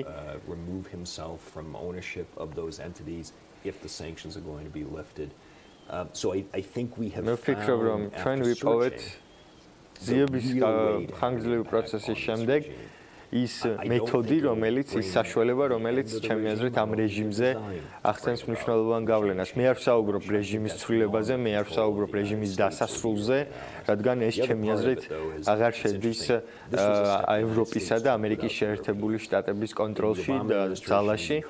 მე ვსაუბრობ ამ რეჟიმის გაკონტროლებაზე. ამერიკის შეერთებული შტატებისა და ევროკავშირის თანამშრომლობა სანქციების მიმართ და ამ სანქციების ფარგლებში არის ძალიან მნიშვნელოვანი. მაგრამ ზოგჯერ უფრო ადვილი ამერიკის შეერთებული შტატებისათვის, რომ ერთპიროვნულად, ანუ მარტო პარტნიორების გარეშე დააწესოს ეს სანქციები, რომელიც არის ეფექტური რეჟიმის წინააღმდეგ, პუტინის რეჟიმის წინააღმდეგ. დღის წესრიგში ხშირად დგება ევროკავშირის ჩართულობა, რამდენად უჭერს ევროკავშირი, ვთქვათ, ამ სანქციებს მხარს, პირადი ინტერესები გააჩნია მათ, ამიტომ ჩემი აზრით ამერიკის შეერთებული შტატების გადაწყვეტილება ამ შემთხვევაში უფრო მნიშვნელოვანია. თქვენ აღნიშნეთ, რომ ქვეყნის ტერიტორიის ნაწილი ოკუპირებულია რუსეთის მიერ და ამ ყველაფერს გააჩნია ეკონომიკური განზომილება. მიუხედავად იმისა, რომ ხშირად გვესმის პოლიტიკა და ეკონომიკა უნდა განიმიჯნოს ერთმანეთისგან, ამ ყველაფერს რა თქმა უნდა ერთმანეთთან აქვს გავლენა, ერთმანეთზე აქვს გავლენა, ამიტომ ჩემი შეკითხვა მდგომარეობს იმაში, რამდენად დამოუკიდებელი უნდა იყოს საქართველოს რუსეთთან სავაჭრო ურთიერთობების წარმოებაში. დღეს უკვე აღარ არსებობს ბარიერები საქართველოს-რუსულ სავაჭრო ურთიერთობებში, რაც არ ვამბობ, რომ ცუდია. მე ვფიქრობ, რომ ამ ტრაგიკულ სიტუაციაში, რომელიც 2008 წლის შემდეგ შეიქმნა, 2006 წლიდან უკვე დაწესდა პრინციპში ემბარგო, არის ის, რომ საქართველოს უნდა შეამციროს საკუთარი დამოკიდებულება რუსეთზე. ჩემი აზრით, ეს არის ჯანსაღი გზა ეკონომიკური განვითარებისა, რომელსაც საქართველოს უნდა დაადგეს. რა თქმა უნდა, იდეალურ სცენარში და იდეალურ შემთხვევაში ჩვენთვის საუკეთესო ვარიანტი იქნებოდა რუსულ-ქართული ეკონომიკური ურთიერთობების მაქსიმალურად განვითარება, მაგრამ ჩვენ არ ვცხოვრობთ იდეალურ სამყაროში, ჩვენ ვხედავთ, როგორც ცდილობს პუტინი ეკონომიკური მექანიზმის გამოყენებას საქართველოს წინააღმდეგ, შესაბამისად საქართველოს უნდა სცადოს სავაჭრო კონტაქტზე გავიდეს საერთაშორისო მასშტაბით და არ შემოიფარგლოს მხოლოდ რუსეთით, გაზარდოს სტანდარტები პროდუქციაზე, გაზარდოს ექსპორტის მაჩვენებელი. თუნდაც მოძებნოს ღვინის ექსპორტის სხვა წყაროები და არ იყოს დამოკიდებული რუსეთზე. მთავრობა აწარმოებს თავისუფალი ვაჭრობის შეთანხმებას, ჩვენ უკვე გვაქვს ეს შეთანხმება ჩინეთთან, ჩვენ ვეძებთ ახალ შესაძლებლობებს, რა თქმა უნდა, მაგრამ ფიქრობთ თუ არა რომ ეს არის ის ნაბიჯები, რომელსაც პროაქტიულად უნდა გამდრეს საქართველოს. პრეზიდენტმა ტრამპმა დააფიქსირა საკუთარი პოზიცია ორმხრივი ურთიერთობების სასარგებლოდ ეკონომიკაში. ჩემი აზრით ეს არის საკმაოდ სასარგებლო საქართველოსთვის. ეს უნდა იყოს და სწორედ ეს იყო ჩემი აზრით პრემიერ-მინისტრის გეგმებში, როდესაც ის ეწვია ამერიკის შეერთებულ შტატებს. ეს ვერ მოაგვარებს ყველა პრობლემას, რაც საქართველოშია დღესდღეობით, მაგრამ ვაჭრობისა და ეკონომიკის საერთაშორისო სტანდარტებზე მორგება და საერთაშორისო ბაზარზე გატანა არის საქართველოსთვის ძალიან სასარგებლო. უსაფრთხოების გარეშე ვერ იარსებებს ეკონომიკური პოტენციალი და პირიქითაც ეკონომიკური განვითარების გარეშე უსაფრთხოება. ჩვენ ვსაუბრობთ მხოლოდ საქართველოს უსაფრთხოებაზე, მე მინდა შეკითხვა დაგისვათ გლობალურ უსაფრთხოებაზე. Cancelled meeting of გაუქმებული სამიტი პრეზიდენტი ტრამპისა ჩრდილოეთ კორეის ლიდერთან ჩვენ თვალყურს ვადევნებდით უკანასკნელ დღეებს და განვითარებულ მოვლენებს ჩრდილოეთ კორეის ლიდერსა და ამერიკის შეერთებულ შტატების ლიდერს შორის ის ჩრდილოეთ კორეის ლიდერი ეწვია ჩინეთს, შესაბამისად ეს არის ძალიან რთული საკითხი. ამერიკის სტრატეგია ირანის მიმართ არის ძალიან მნიშვნელოვანი. ჩვენ რეგიონის ნაწილი ვართ, შესაბამისად ჩვენთვის ეს მოვლენები არის მნიშვნელოვანი. Immediately was evaluated as the signals for the regime change. სანქციები დეკლარაცია, რომელიც თქვათ ამერიკის შეერთებული შტატების მხრივ დაფიქსირდა ირანის მიმართ, აღქმული იქნა ირანში რეჟიმის შეცვლის პირველ სიგნალად, პირველ ნიშნად, როგორ ფიქრობთ, როგორია თქვენი ხედვა, როგორ განვითარდება ეს ორი მთავარი მოვლენა, რომელიც დღესდღეობით მსოფლიოში ყველაზე დიდ ყურადღებას იქცევს. უნდა ველოდოთ თუ არა მოვლენების დრამატულ განვითარებას, თუ უნდა გქონდეს დიპლომატიური პრობლემის დიპლომატიურად მოგვარების იმედი. მე ნამდვილად არ შემიძლია მომავალზე საუბარი და პროგნოზების გაკეთება. მაგრამ ჩემი აზრით ამერიკის შეერთებულ შტატებმა საკმაოდ კარგი სტრატეგია შეიმუშავა, როდესაც ის დათანხმდა ჩრდილოეთ კორეის ლიდერის მოწვევას. You have two rather unpredictable leaders, frankly. ჩვენ ვსაუბრობთ ორ ძნელად განჭრეტა, ყველაზე რთულად განჭრეტა და ასე ვთქვათ ლიდერებზე, რომელთა მოქმედებება ყოველთვის იწვევს ადამიანების გაოცებას. შესაბამისად ამ შემთხვევაში პროგნოზების გაკეთება არის ყოველთვის ძალიან რთული. პრეზიდენტმა ტრამპმა რამდენიმე დღის წინ გამოაცხადა ამ შეხვედრის და სამიტის გაუქმების შესახებ. როგორც წესი დიპლომატიური ურთიერთობები ასე არ იწარმოება, ეს არ არის დამკვიდრებული ასე ვთქვათ პრეცედენტი, რომ დაგეგმილი დიდი ხნის წინ დაგეგმილი სამიტი ასე ერთბაშად უქმდება, მაგრამ ამას ჰქონდა თავისი წინ მხლები მოვლენები, რომელმაც ეს შედეგი განაპირობა. And so he is following through on this campaign pledge to remove the United States from this deal. In the process, he has upset relations. ლიდერი აფუჭებს საკუთარ ურთიერთობებს, ქვეყნის ურთიერთობებს ევროპასთან, ის არასრულებს საკუთარ მოვალეობებს. 2015 წელს უნდა დაესრულებინა მას ბირთვული იარაღზე მუშაობის პროგრამა, მაგრამ ეს არ მოხდა. მთელი ეს მოლაპარაკებების შინაარსი მოძრაობს ბირთვული გაუვრცელებლობის გარშემო უმთავრესად, მაგრამ ასევე ეს არის დაკავშირებული იმასთან, თუ როგორ უნდა მივუდგეთ ჩრდილოეთ კორეას ზოგად ჭრილში. ჩვენ ძალიან საინტერესო დროებაში ვცხოვრობთ. მე ძალიან დიდი სიამოვნებით გავაგრძელებდი ამ საუბარს, ამ დისკუსიას.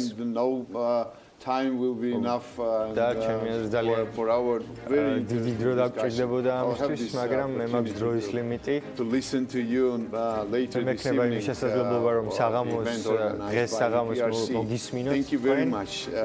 Thank you for coming. რომლის ორგანიზებასაც თქვენ ახდენთ, დიდი მადლობა იმისთვის რომ გვეწვიეთ დღეს გადაცემაში, რომ ჩამოხვედით საქართველოში და იმისთვისაც რომ ხართ საქართველოს და გააქვთ ოპტიმისტური ხედვა და მუდამ ოპტიმისტურ შეტყობინებებს აჟღერებთ საქართველოში.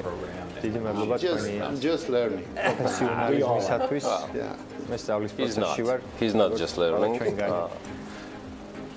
He's გუნჩია და საკმაოდ წარმომადგენლობით. მადლობა ბუკა პეტრიაშვილს, მადლობა ელინე კვანჭილაშვილის ჩართულობისთვის. დევიდ კრემერს გავიმეორდები, რაც ჩვენმა წამყვანებმა ბრძანეს მუდმივი მხარდაჭერისთვის საქართველოს მიმართ. ფლორიდის საერთაშორისო უნივერსიტეტის უფროსი ანალიტიკოსი წეგან ნინო ევგენიძეს ვეუბნებოდი. დევიდ კრემერი სადაც არ უნდა იყოს, მას მიყვება ის ავტორიტეტი და ის სიტყვის ძალა, რაც მის ნებისმიერ ნარატივსთან დაყვება და მართლა წარმოუდგენელია, რომ ეს ეთერი საკმარისი ყოფილიყო. კიდევ ერთხელ მადლობა ბუკა პეტრიაშვილს და ელინე კვანჭილაშვილს. ასევე სიმართლეა, რომ დღეს ყველანი საღამოს 7 საათზე დევიდ კრემერის და სხვების ძალიან საინტერესო პანელს შეუერთდებით და მოვისმენთ უფრო მეც, ვიდრე ამას სატელევიზიო ეთერი დაიტევდა. შოთა ღვინერია იქნება სხვათა შორის მოდერატორი ამ პანელისა, მინდა მასაც აქედან მივესალმო. მიულოცო დამოუკიდებლობის დამდეგი დღე. ჩვენ გავალთ რეკლამაზე.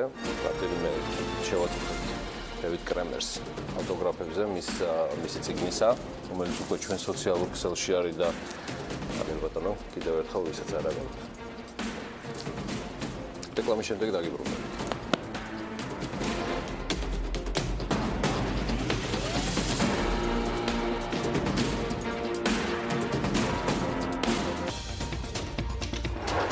სოფლის მეურნეობის მინისტრის მოადგილის განმარტებით გაყინული ფრინველის ხორცის შეფუთვასთან დაკავშირებით დადგენილებაში შეცდომა გაიპარა. აგროდაზღვევის პროგრამა შესაძლოა გაფართოვდეს, რაც სრულებებს ელოდება დარგი. დედაქალაქში პოლიეთილენის ბოთლების შემგროვებელი აპარატები დამონტაჟდება. ბიზნესიახლეების მეორე ნაწილით ბრუნდებით საქმიანი დილის ეთერში მთავრობის დადგენილებაში გაყინული ფრინველის ხორცის შეფუთვასთან დაკავშირებით შეცდომაა გაპარული. ამასთან დაკავშირებით BMG-სთან საქმის კურსში სტუმრობისას სოფლის მეურნეობის მინისტრის მოადგილემ გელა ხანიშვილმა მოგვაწოდა ინფორმაცია. მისი თქმით, ვალდებულება, რომ ერთი სახეობის ფრინველის ხორცის შესაბამისი ნაწილები უნდა იყოს შეფუთული, აღარ იქნება და გარკვეული პროპორციები დაწესდება. დახლზე ერთ შეფუთვაში ქათმის რამდენი ნაწილი შეიძლება იყოს წარმოდგენილი. მინისტრის მოადგილე ამბობს, რომ ეს ხარვეზი ბიზნესის ინტერესების გათვალისწინებით გასწორდება. სიახლე ძალაში კი აგვისტოდან უნდა შევიდეს.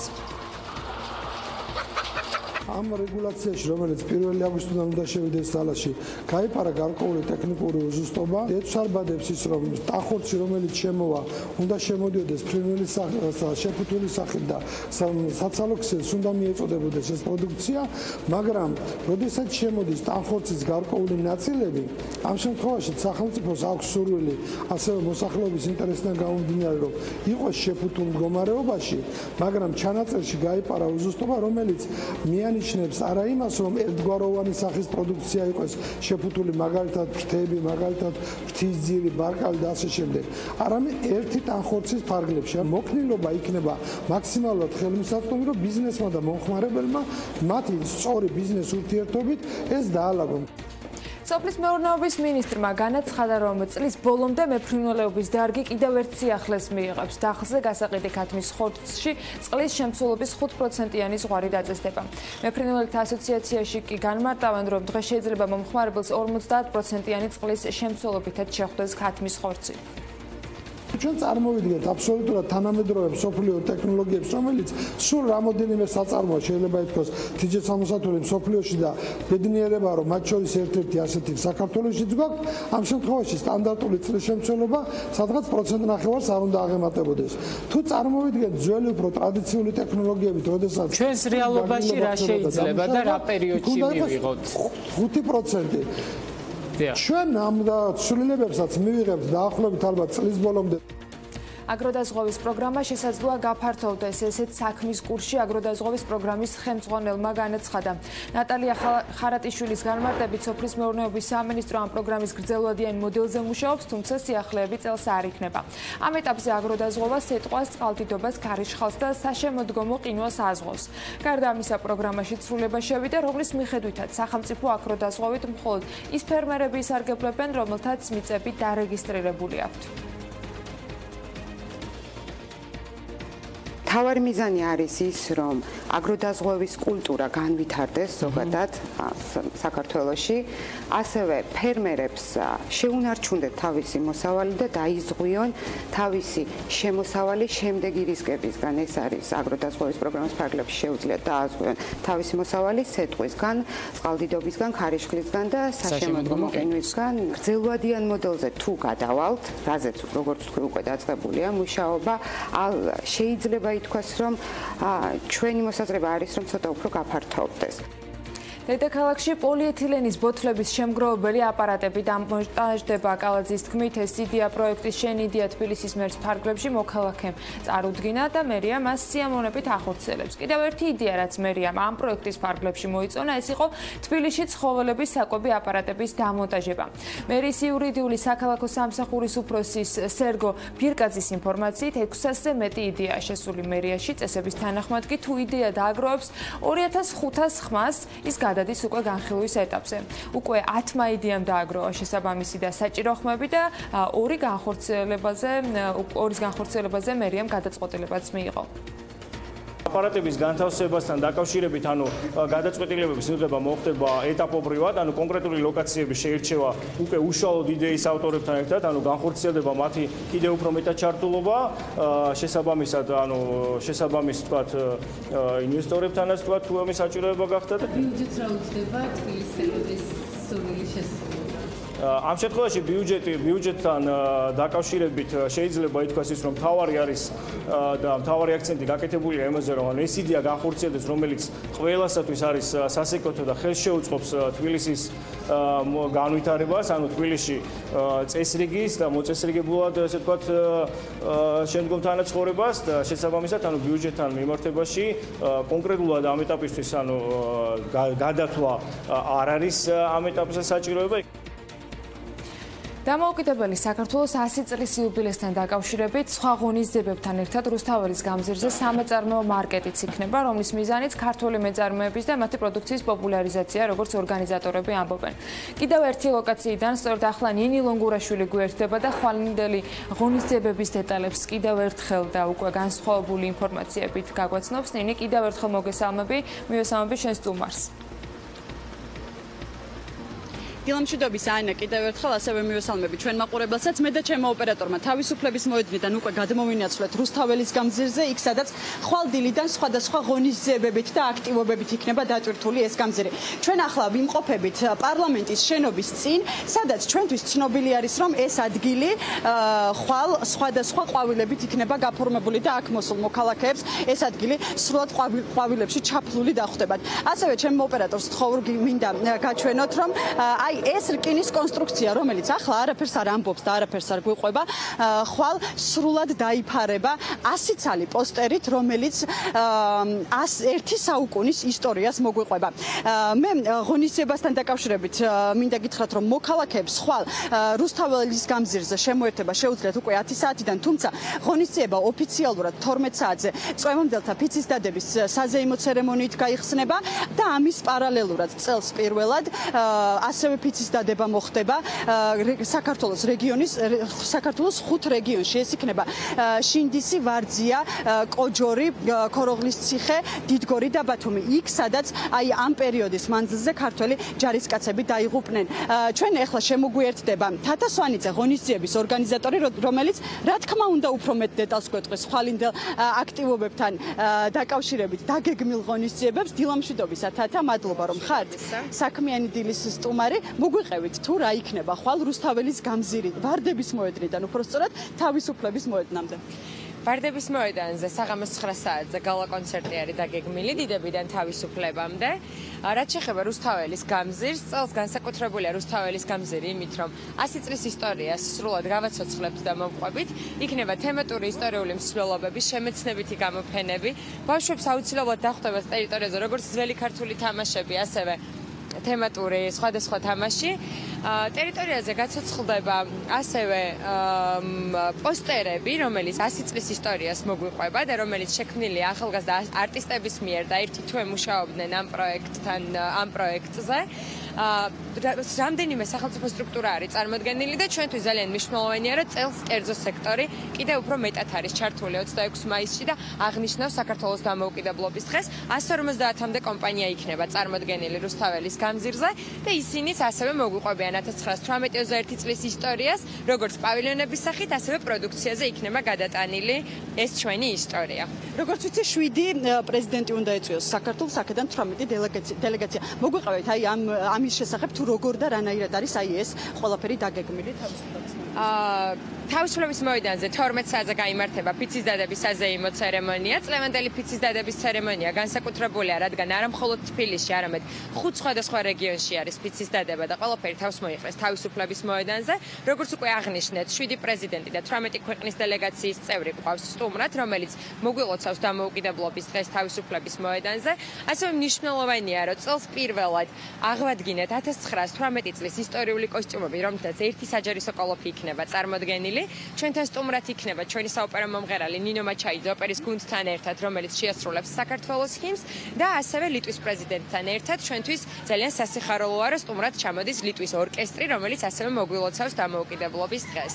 მადლობა თათა, მადლობა იმისთვის, რომ იყავით დილიდან საქმიანი დილის სტუმარი და მოგვიყევით იმის შესახებ, თუ ხვალ რამდენად დიდი ამბები არის დაგეგმილი რუსთაველის გამზირზე.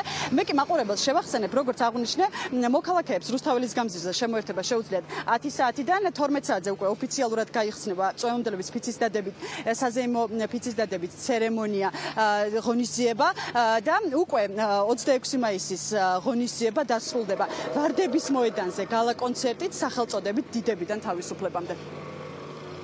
ნინის მადლობა დიდი. ძალიან საინტერესო ჩართვისთვის, მადლობა მის რესპონდენტს. ხვალინდელი დღის საინტერესოდ და შინაარსიანად გატარებას გისურვებთ ყველას და ჩვენ კი საქმიანად გავაგრძელებთ ამ დღის და 100 წლის იუბილეისთვის მზადებას.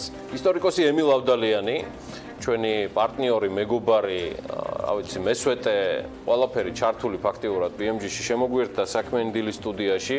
ისიც ჩვენთან ერთად არის და სწორედ მასთან ერთად ვაპირებთ მიმოვიხილოთ 1918-21 წლების საქართველო. მაშინდელი ეკონომიკა, ეკონომიკური რეფორმები და პროგრამები და მისი მთავარი აქცენტები. ჩვენთან ერთად არის კვლავ ელენე კვანჭილაშვილი. ამ საუბრის განმავლობაში ელენე ცხადია იქნება ჩართული და აუცილებლად ვისაუბრებთ მათ შორის მომავლის ეკონომიკაზეც და დღევანდელ ანალიტიკაზეც. ისიც ჩვენთან ერთად სტუდიაშია დილამშვიდობის ემილ, კიდევ ერთხელ დილამშვიდობის ელენე. ემილ, ძალიან ბევრი და განსხვავებული მოსაზრება არსებობს ამ არასრული 3 წლის დამოუკიდებლობაზე.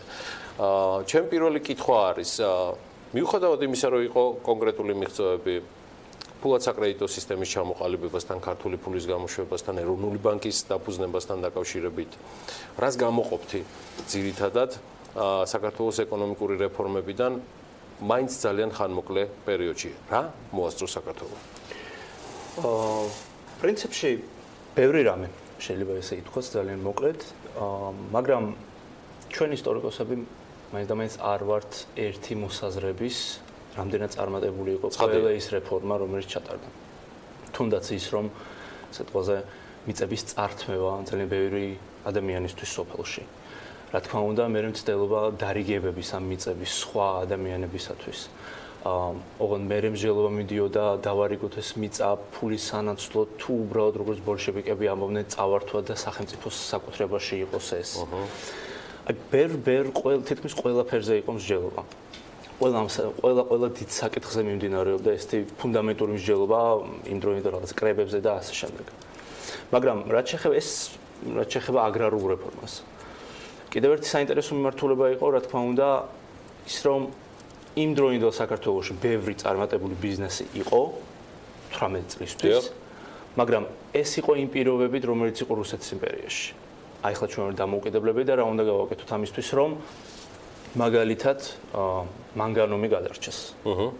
რა უნდა მოხდეს, რომ აფხაზეთსა და დანარჩენ დასავლეთ საქართველოში შენარჩუნდეს პრინციპში თამბაქოს წარმოება ძალიან მაღალი რაოდენობით და ექსპორტზე გავიდეს. გადიოდა ძალიან პატარა ნაწილი და ნაკლები ფული შემოდიოდა სახელმწიფოში. მაგრამ ერთ-ერთი გამოსავალი, რომელიც მონახეს იმ დროინდელ მესორმა, ის იყო მონოპოლიზაცია. სრული სახელმწიფო. აბსოლუტურად, მაგალითად, მეთამბაქოების, მაგალითად, მანგანუმის წარმოების და საზღვარგარეთ გაშვების და ასე შემდეგ და ასე შემდეგ. თუმცა საერთო ჯამში სხვადასხვა მონაცემებით იმ დროინდელ საქართველოში დაახლოებით 3000 კომპანია არსებობდა. დიახ. მათი უმრავლესობა იყო არაქართული წარმომავლობის პიროვნებების ხელში და ესეც ძალიან ბევრს ანაყლებდა. რატო არის ესეთი მდგომარეობა, რატომ რა უნდა გაკეთდეს იმისათვის, რომ გარკვეულწილად ნაციონალისტური ელემენტიც იყო გარკვეულწილად. თუმცა ისეთი არა, რომ სიტყვაზე გასულიყო რაღაცა დიდ არეულობებში და ასე შემდეგ, მაგრამ კი, მაგრამ აი ესეთ დიდ საკითხებზე მიმდინარეობდა მსჯელობა, მაგრამ აი აგრარული რეფორმა, საბანკო რეფორმა და აი ის, რაზეც ვისაუბრე, ანუ მონოპოლიზაცია, აი ეს დიდი საკითხები იყო, რაზეც მიმდინარეობდა იმ დროინდელ საქართველოში მსჯელობა. ბიუჯეტის მიღებაზეც კი იყო პრობლემები. მაგალითად, მთელი 18 წლის განმავლობაში ვერ მოახერხეს ბიუჯეტის მიღება. 19 წელსაც, კი, აი 19 წელს მხოლოდ აიმბობდნენ სწრაფად მივიღოთ, იმიტომ რომ აი რატო აჭიანურეთ ერთმანეთს, ბიუროკრატიული პრობლემები იყო გარკვეულწილად და საბოლოო ჯამში მიღწევები იყო, მაგრამ მოდით ისიც ვთქვათ, რომ იმდენად რთული გეოპოლიტიკური ვითარება იყო იმ დროინდელ რეგიონში, რომ შენ ვერ მოახერხებდი გაძლება საგარეო წნეხის, პირდაპირ სამხედრო წნეხის, თუ შენ უბრალოდ არ მოგცემდნენ საშუალებას ბევრი წლის განმავლობაში თვითონ გაგივითარებინა შენი ქვეყანა. რომ არა წყვეტა ის მემკვიდრეობა, რომელიც დაუტოვა პრინციპში ამ პერიოდმა საქართველოს, რამდენად სწორად იქნებოდა ამ გადმოსახედიდან შენი შეფასებით ყოველ შემთხვევაში ამ დავების მიუხედავად რაღაც კონსენსუსამდე რიგ საკითხებზე მიდიოდნენ, რამდენად მივიღებდით თუნდაც იგივე დღეს კონსტიტუციას, იგივე თქვა დამოკიდებულებას ბანკებთან, რამდენად იქნებოდა, რამდენად არის არსებული და მაშინდელი პრინციპში პოლიტიკური შეხედულებები ამ საკითხებთან დაკავშირებით მსგავსი.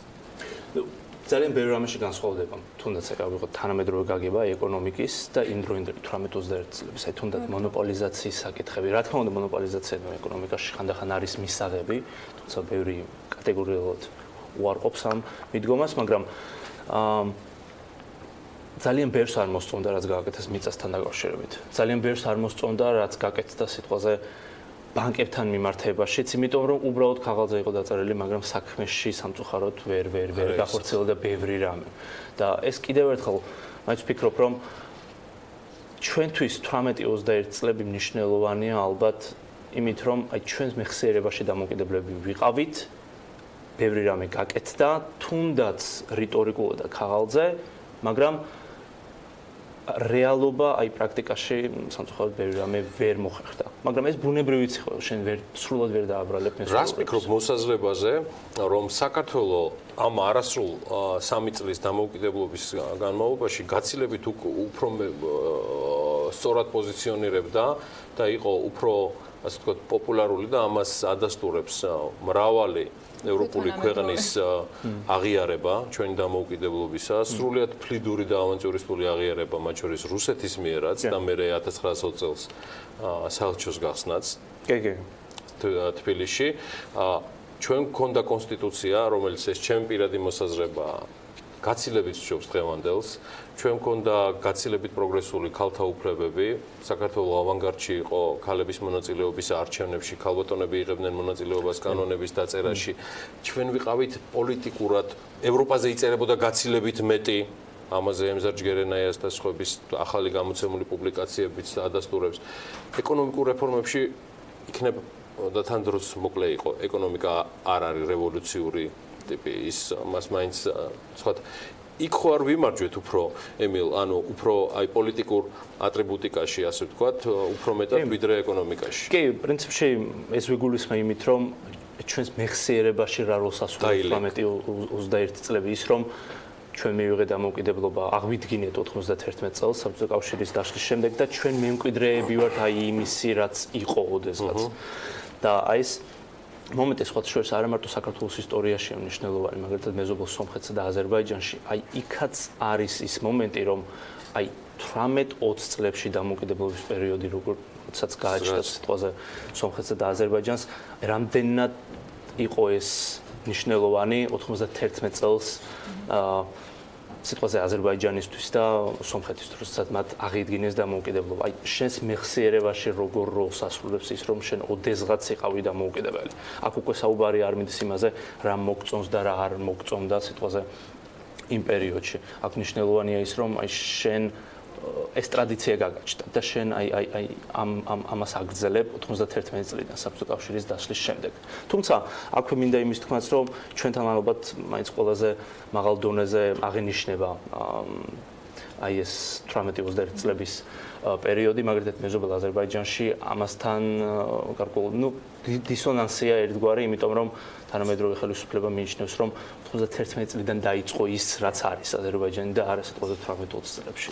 ემილ ავდალიანმაც ახსენა და ვიდრე საუბარში შემოგვიერთდება უკვე თავისი ამბები და ნარატივით ელენე კვანჭილაშვილი კიდევ ერთი ისტორია ამ სამწლიან დამოუკიდებლობას, არასრულ სამწლიან დამოუკიდებლობას თანსდევდა მართველი პარტიის მიმართ საკმაოდ სერიოზული კრიტიკა, სოციალისტური მიდგომები, რომელიც თანსდევდა მუდმივად ამ მმართველობას, ნაწილზე ემილ ავდალიანმა უკვე ისაუბრა, მათ შორის მიწების ჩამორთმევის თემა და სხვა თემატიკები. ისტორიამ შემოგვინახა ძალიან საინტერესო საუბარი, სულ მახსენდება ხოლმე და გუშინ ილიას სახელმწიფო უნივერსიტეტში და ამ თემაზე საუბარი. ისტორიამ შემოგვინახა ძალიან საინტერესო საუბარი ნოე ჟორდანიას და ბრიტანეთის ჯარების, დისლოცირებული ჯარების სარდალ გენერალ ვოლკერს შორის. ნოე ჟორდანია მიმართავს გენერალ ვოლკერს კითხვით და ამ კითხვაში არის პირდაპირ თხოვნაც. როდის წამოვა დასავლური კაპიტალი საქართველოსკენ? რაზეც ბრიტანეთის ჯარების გენერლის პასუხი იყო ძალიან მოკლე და მარტივი. თქვენში მეტად უფრო სოციალიზმი დომინირებს, ამიტომ დასავლური კაპიტალის ადგილი ჯერჯერობით საქართველოში არ არის. რამდენად საკმარისი არის, მე მაქვს პასუხი ამ თემაზე, ეჭვი გვაქვს რომ ანას, ემილს და შენს, მაგრამ ჩემი კითხვა შენთან ელენე შემდეგია. რამდენად არის საკმარისი, იყო ეს პერიოდი საკმარისი საიმისოდ, რომ ქვეყანას დატყობოდა ერთის მხრივ ეკონომიკური დამოუკიდებლობის ძირითადი ატრიბუტები და მას უკვე განვითარებაზე დაეწყო ზრუნვა.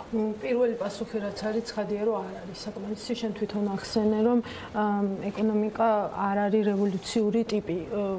ხო, გააჩნია რევოლუციაში, ესე ვთქვათ, რას გულისხმობთ.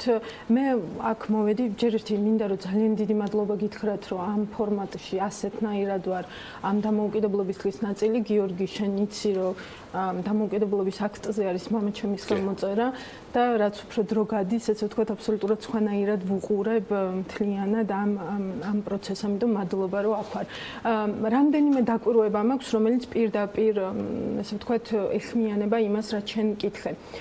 პირველი ჩემი დაკვირვება არის ის, რომ როცა საქართველოს ერთ ადგილზე არ დგას, როცა ის ატარებს რეფორმებს და როდესაც მას აქვს ხედვა, საით უნდა რომ წაიყვანოს ეს რეფორმები, მისი ეკონომიკა იზრდება. მეორე დაკვირვება, რომელზეც შეიძლება შემეწინააღმდეგოთ, მაგრამ რაც შენ მოყევი ახლა ნოე ჟორდანიასა და ვოკერს შორის, დიახ, საუბარს ზუსტად ამას ეხმიანება, რომ როდესაც საქართველოს ირჩევს ლიბერალიზაციის გზას, ანუ ათავისუფლებს ეკონომიკას, რაც გარკვეული წნეხებისგან, ეკონომიკა უფრო სწრაფად იზრდება. და მე ჩვენ, ასე ვთქვათ, ანალიტიკაში დღეს შევეხებით აი თამბაქოს აქციზის თემას და ესე ვთქვათ ამ გაცხადებულ პოლიტიკას, რომ თამბაქოს აქციზი სულ უნდა იზრდებოდეს და შედეგებს მივიღებთ თელარა გელანტიასთან ერთად და ზუსტად ამ ჭრილში მინდა მოვიყვანო. თამბაქოს აქციზის ზრდასთან დაკავშირებით ის, რომ ჯანმრთელობაზე რა ეფექტი მოახდინა, სიტყვაზე ვამბობ და ის, რომ ესე ვთქვათ მოხმარება ამით გაიზარდა თუ შემცირდა, ამაზე ცალსახა პასუხი არ არსებობს. თუმცა ცალსახა პასუხი არსებობს იმაზე, რომ უაქციზო სიგარეტების მიმოქცევა, ხო, ანუ კონტრაბანდა, ხო, ანუ აი ეს რეალიზაცია იზრდება. ნუ შევალთ, მაგრამ მეორეს მხრივ, მაგალითად მოგების გადასახადის რეფორმა, რომელიც სწორედ ის ნაბიჯია, რომელზეც ჩვენ ვსაუბრობთ, ხო? დავინახეთ, რომ ამან უკვე თავისი ეფექტი მოახდინა, ხო? არა მხოლოდ მათთვის, ვისაც მოგება აქვს და ცხადი ამით ისარგებლა, არამედ სადაზღვევო სექტორიც, რომელსაც ჯერ მოგება არ აქვს, მაგრამ ძალიან ილტვის იმისკენ, რომ გახდეს, ითხოვს, რომ გახდეს ამის ნაწილი, ხო? ანუ ეს ერთი ნაწილი. მე კიდევ ერთი რაც არის, ანუ მნიშვნელოვანი არის ის, რომ ჯამში აი რა პერიოდსაც არ უნდა ვუყურებდეთ ჩვენი ქვეყნის ეკონომიკური განვითარების, ხო? ეს კითხვა მაინც კითხვად ჩნდება. იზრდება თუ არ იზრდება თუ როგორ იზრდება ქვეყნის ეკონომიკა, რამდენად ეტყობა ეს ადამიანების ჯიბეს, რამდენად ეტყობა ეს ჩვენს მაცივრებს, ხო? მე ეხლა შენთან ცხადი არ მოვიდოდი ჩემი გრაფიკების და რიცხვების გარეშე და პირველი გრაფიკა, რომელიც მინდა რომ გაჩვენოთ, ეს არის ის, რომ ესე ვთქვათ, საქსტატზე დაყრდნობით დავთვალე რა ხდება, როგორი დინამიკა აქვს მთლიან შიდა პროდუქტს ერთ სულზე ლარში. ხედავთ, რომ 2010 წლიდან 2017 წლის ჩათვლით 2017 წლის მონაცემები, კი 2017 წლის მონაცემები არის, რომ ცხადი არის, რომ არის წინასწარი მონაცემები ამ ეტაპისთვის, მაგრამ თუ ჩვენ ესე ვთქვათ, დავთვლით აი ამ ზრდას, საშუალო წლიურ ზრდას, ნახავთ, რომ 511 ლარით იზრდებოდა საშუალოდ წლიურად, ესე ვთქვათ, ამ პერიოდში მთლიანი შიდა პროდუქტი ერთ სულზე ლარში. ეხლა თქვენ გახსოვთ, რომ ესე ვთქვათ და მეორე გრაფიკაც ალბათ შეგვიძლია უკვე გამოვიყენოთ, გახსოვთ, რომ საქართველოს სტრატეგიულ დოკუმენტში, ანუ საქართველოს 2020-ში, მთლიანი შიდა პროდუქტის ერთ სულზე ლარში ნიშნული არის განსაზღვრული, რომ 2020 წლისთვის მან უნდა მიაღწიოს 13,000 ლარს. თუ ეს ტემპი შენარჩუნდა, ცხადია, რომ იქამდე ვერ მივდივართ, ხო? იმიტომ რომ ძალიან ცოტა დრო დარჩა 2020 წლისთვის. ანუ ეს არის პირდაპირი სიგნალი, ჩემი აზრით, იმის, რომ რაღაც ისე აღარ უნდა გაკეთდეს, როგორც აქამდე კეთდებოდა, ხო? და აქ გამოსავალი რა არის თუ ვიტყვით, თუ ისე სულ ყველაფერს განვაზოგადებთ, მათ შორის, აი, რაზეც ემილმა ძალიან საინტერესოდ ისაუბრა იმ სოციალისტური რეფორმების ჭრილში და ასე შემდეგ, არის ის, რომ მე მგონი დრო არის, რომ დავიწყოთ ფიქრი უკვე ინსტიტუციონალურ, ესე ვთქვათ, გაძლიერებაზე. იმიტომ რომ ის რაღაცეები, რაშიც წინ წავიწიეთ, რაზეც გვაქებს დასავლეთი და ძალიან მიხარია, რომ უკვე გვაქებს და ასოცირების ხელშეკრულება გვაქვს და პირდაპირ ესე ვთქვათ. ხო, ანუ ეს რაზეც ჩვენ მუდმივად ვსაუბრობთ ჩვენს გადაცემებში, ხო? ანუ სასამართლოს რეფორმა, არბიტრაჟის შესაძლებლობა, მეტი დაცულობა. დღეს ბუკამ თქვა, რომ არ არსებობს, ესე ვთქვათ, უსაფრთხოების და დაცულობის თვალსაზრისით ეკონომიკა დაცულობის გარეშე და პირიქით, ხო? ამიტომ აი რაღაცნაირად აქეთკენ უნდა ყავს დღეს რამდენად ვიცი და ძალიან მნიშვნელოვანია. კი, ესე ვთქვათ, მე და შენ შევთანხმდით, რომ ესე ვთქვათ, ახალ ტრადიციას ვუყრით ანალიტიკაში საფუძველს და ეს იქნება ის, რომ ჩვენ სწორედ აი ამ ტიპის ტენდენციებზე მუდმივად ვისაუბრებთ მათთან, ვინც ამ ქვეყანაში ქმნის დოვლათს, რაც მე და ჩვენ ჯიბემონდაც უნდა მოვიდეს და თან გადაწყვეტილების მიმღებია და თან რაც ყველაზე თავარია და ზოგჯერ დეფიციტურიც შეიძლება იმ ესე ვთქვათ, იმ გამოცდილების გამოც, რაც ჩვენ გვაქვს, ვისაც აქვს ხედვა. ამიტომ ჩვენ სწორედ აი ამ ტრენდებს შევაჯამებთ. რევაზვაშა კიდე იქნება ჩვენთან ერთად ვიტყვი. ელენა კიდე შემოგვიერთება ჩვენ დღეს, როგორც გითხარით 11:09-ისთვის ნინო ეგვენიძე იქნება ჩვენთან ერთად და ვიდრე ჩვენს რეპორტიორთან მორიგ ჩართვაზე გადავინაცვლებთ, მე ვიცი რომ დღევანდელ დღესთან დაკავშირებით თბილისის სახელმწიფო უნივერსიტეტში ემილ ავდალიანის მშობლიურ კათედრაზე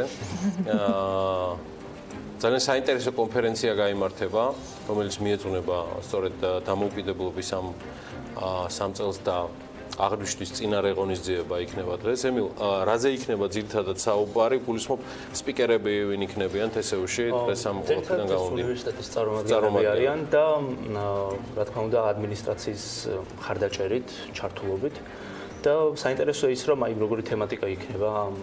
არის მაგალითად პირველი რესპუბლიკის ბიუჯეტი, არის პირველი რესპუბლიკის არმია და ასე შემდეგ. ეს დიდი ფუნდამენტური საკითხები სიტყვაზე 18-21 წლების. და რა თქმა უნდა, აი როგორი შანსები იყო იმისა, რომ ევროპას დაეხმარა ჩვენთვის. და აი ამაზეც მიდის გეოპოლიტიკურ ვითარებაზე იმ დროინდელ პერიოდში და ალბათ აი ერთ-ერთი დასკვნა ამით მინდა და დამესრულებინა ჩემი საუბარი, რომ 18-21 წლების და თანამედროვე პერიოდის არის ის, რომ სუმფლადაც ვერ დააბრალებ ევროპელებს, რადგან ძალიან შორს ვიყავით მათგან. გეოგრაფიულად აი ეს არის დიდი უბედურება საქართველოს, რომ მე რა რომ ზღვა გვაქვს, შორს ვარ და ძალიან რთულია ევროპელებს, რომ ყოველთვის დახმარება გაეწიათ და ხანდახან ინტერესებშიც არ შედიოდა, ხანდახან შეუძლებელიც იყო და ალბათ დღევანდელი პერიოდი ყველაზე ესეთი განსაკუთრებულია ისტორიულ ჭრილში, რომ ყველაზე ახლოს ვართ ევროპასთან, ვიდრე ოდესღაც. უკვე ტექნოლოგიებიც მოგვეშოვა, რომელსაც აქვთ არ ვახალისებთ იმ ქვეყანაში, რომ უკეთესი პოზიციონირება შევძლოთ, რომ უფრო მეტად გავამდიდრდეთ. ამაზე 3 საათზე ანალიტიკაში, თუმცა მანამდე კიდევ ერთხელ მადლობა კოლეგებს და ჩვენს პარტნიორებს ჩართულობისთვის. კომპანია ნოვა დამოუკიდებლობის დღესთან დაკავშირებით მომხმარებლებისთვის უკვე გარკვეული სიახლეები აქვს. გადავინაცვლოთ ბიზნეს ლიდერებისკენ, რომლებიც ქმნიან სიახლეებს ამ სადღესასწაულო დღეებშიც.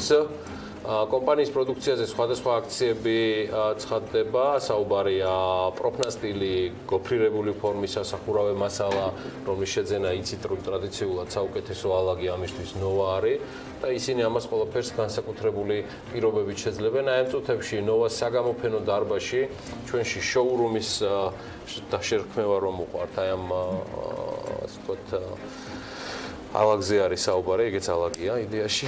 ანუკა ჯოხაძე იმყოფება, იგი უფრო კონკრეტულად იტყვის და მოგვიყვება კომპანიის სიახლეების შესახებ. ანუკა დილამშვიდობის, დამდეგ დღესასწაულს გილოცავთ და გისმენ ყურადღებით.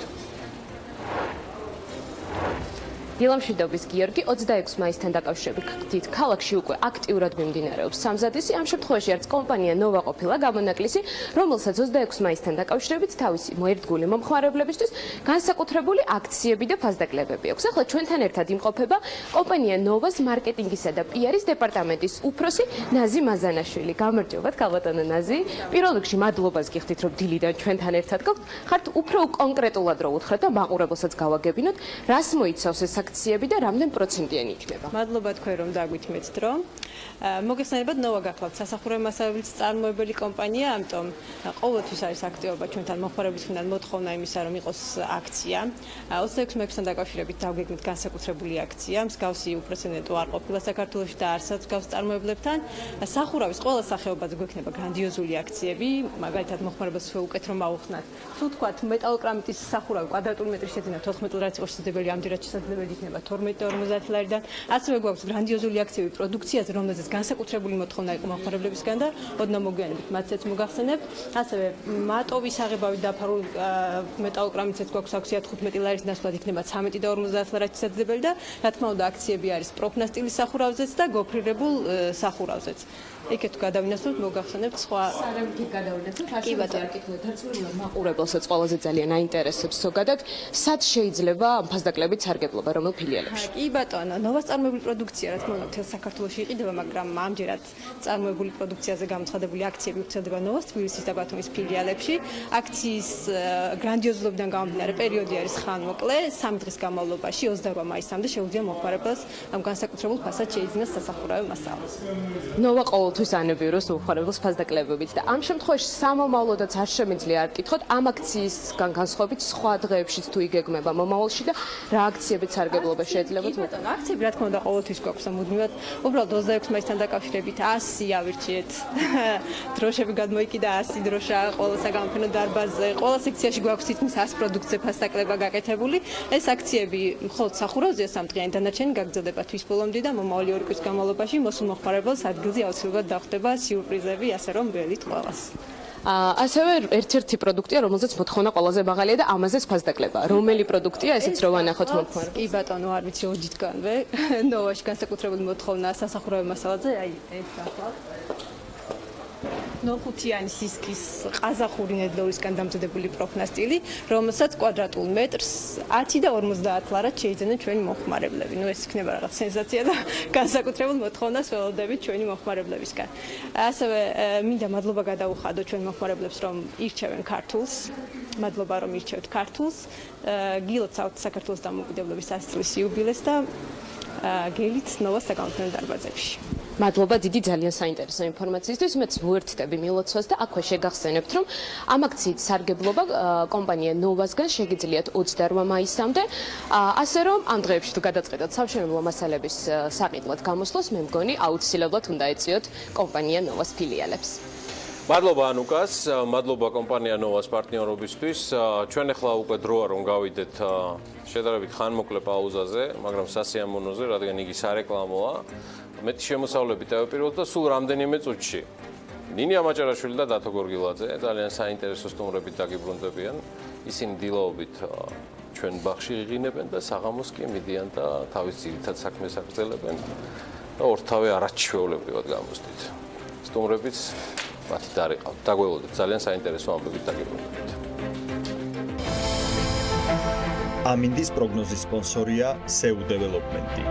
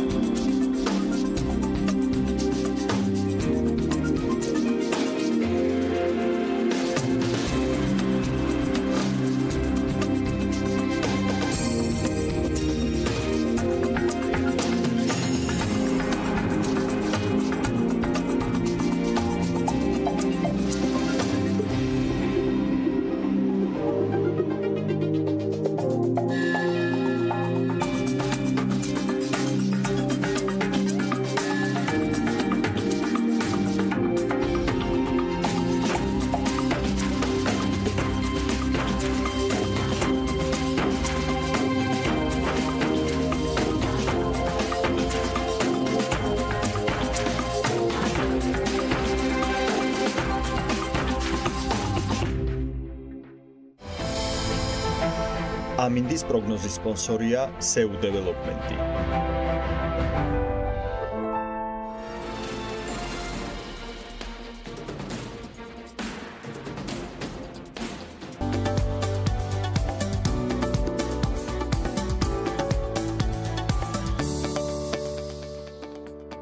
მაყურებელი მიხვდა რომ წიგნის დროა საქმიანი დილაში, მაგრამ ვერაფრით მიხვდება იმას, რომ დღეს ნინია მაჭარაშვილი და დათო გორგილაძე ჩემს გვერდით არიან, თან მრავალრიცხოვან სტუმრებთან ერთად, ისე რომ გიორგი ჩაის გარეშე გავაცილეთ ამ სტუდიიდან, თუმცა ძალიან მალე დაგვიბრუნდება მიესალმებით სტუმრებს, მოგესალმებით და ვიწყებთ წიგნის დროს. პატივია ჩემთვის უკვე თქვენთან ერთად ამ ფორმატში. ისევე როგორც ჩვენთვის მე მომენატრა მოკლედ გავაცდინე წინა რუბრიკა, ასე რომ დახარბებული ვარ ახალ ამბებს. დაპირებისამებრ ჩვენ ვაგრძელებთ წიგნის ფესტივალის თემას და გამომცემლებს ახალ წიგნებზე სასაუბროდ ვიწვევთ. იმედია გახსოვთ, მომდევნო კვირის ხუთშაბათს თბილისის წიგნები დაიპყრობენ და ექსპოზიორჯია მკითხველებით გაივსება. შესაბამისად ჩვენთვის ძალიან საინტერესოა ვინ რა წიგნს წარმოადგენს და რა სიახლეები ექნებათ გამომცემლებს. დღეს სტუდიაში ორი ძალიან კარგი გამომცემლობის წარმომადგენლები მოვიწვიეთ. მაკა კასრაძე გამომცემლობა ზებროთი ჯგუფის დირექტორი, ირაკლი ბაკურიძე და მარიკო რინთელიც გამომცემლობა წიგნები ბათუმთვის დამფუძნებლები. დავიწყოთ საუბარი სტუმრებთან, ისინი სულ რამდენიმე წამში შემოგვერთდებიან.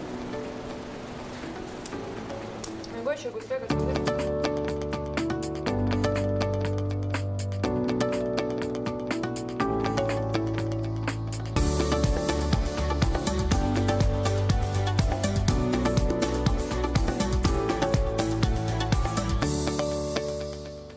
მოგესალმებით კიდევ ერთხელ ძალიან დიდი მადლობა თქვენთან სტუდიაში მოსვლისთვის. ირაკლი თქვენგან დავიწყებთ.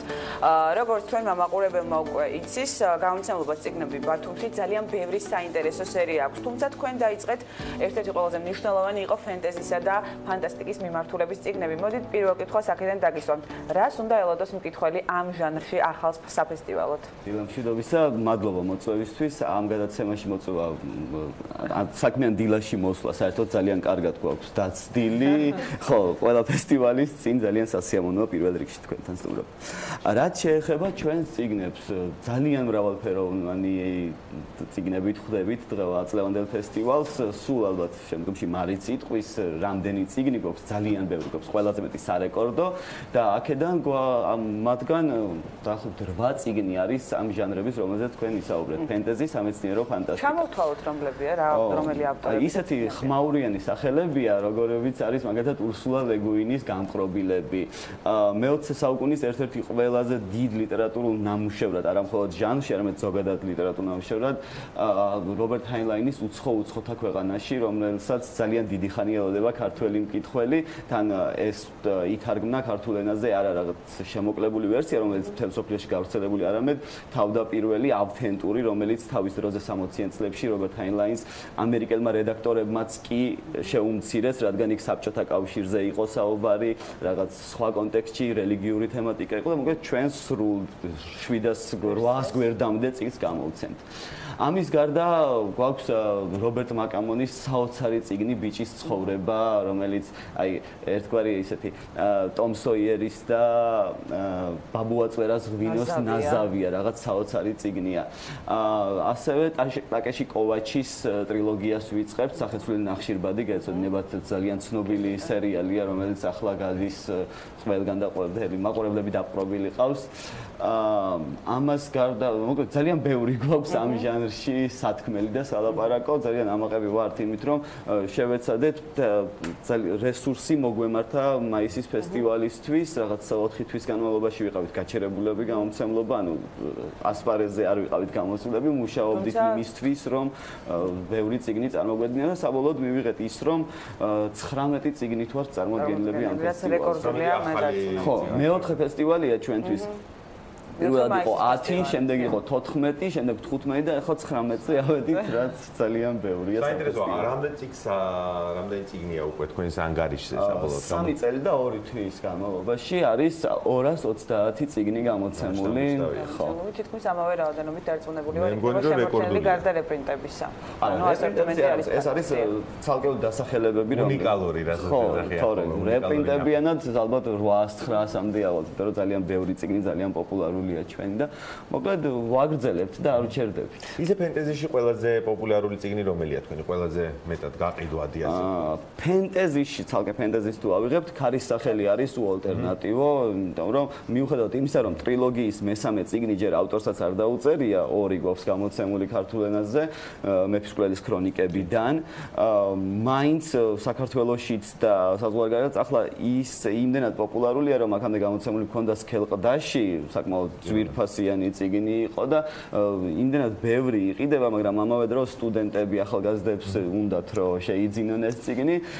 გადავწყვიტეთ რომ წიგნის ფორმატი რბილყდაში გადაგვესვა და უფრო ეკონომიური ვარიანტი უნდა შევთავაზოთ კითხვას და ასევე ჯო აბერკრომბის ტრილოგიის მესამე წიგნი გამოდის წინა კითხვაზე პასუხში ჩავრთავ.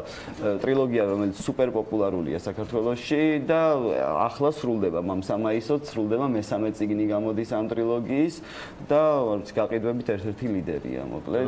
პირველი კანონის ტრილოგია. ფენტეზის მოყვარულები ნელ-ნელა ძლავრობენ. კი, სისხლიანი შავი ფენტეზი მოწონთ ძალიან საქართველოშიც ისევე როგორც მსოფლიოში. არ არის გასაკვირი. ქაბატონო მაკა თქვენთან გადმოვალთ შემდეგი შეკითხვით. ზებრა გამოსცემს უმეტესად საბავშვო ლიტერატურას.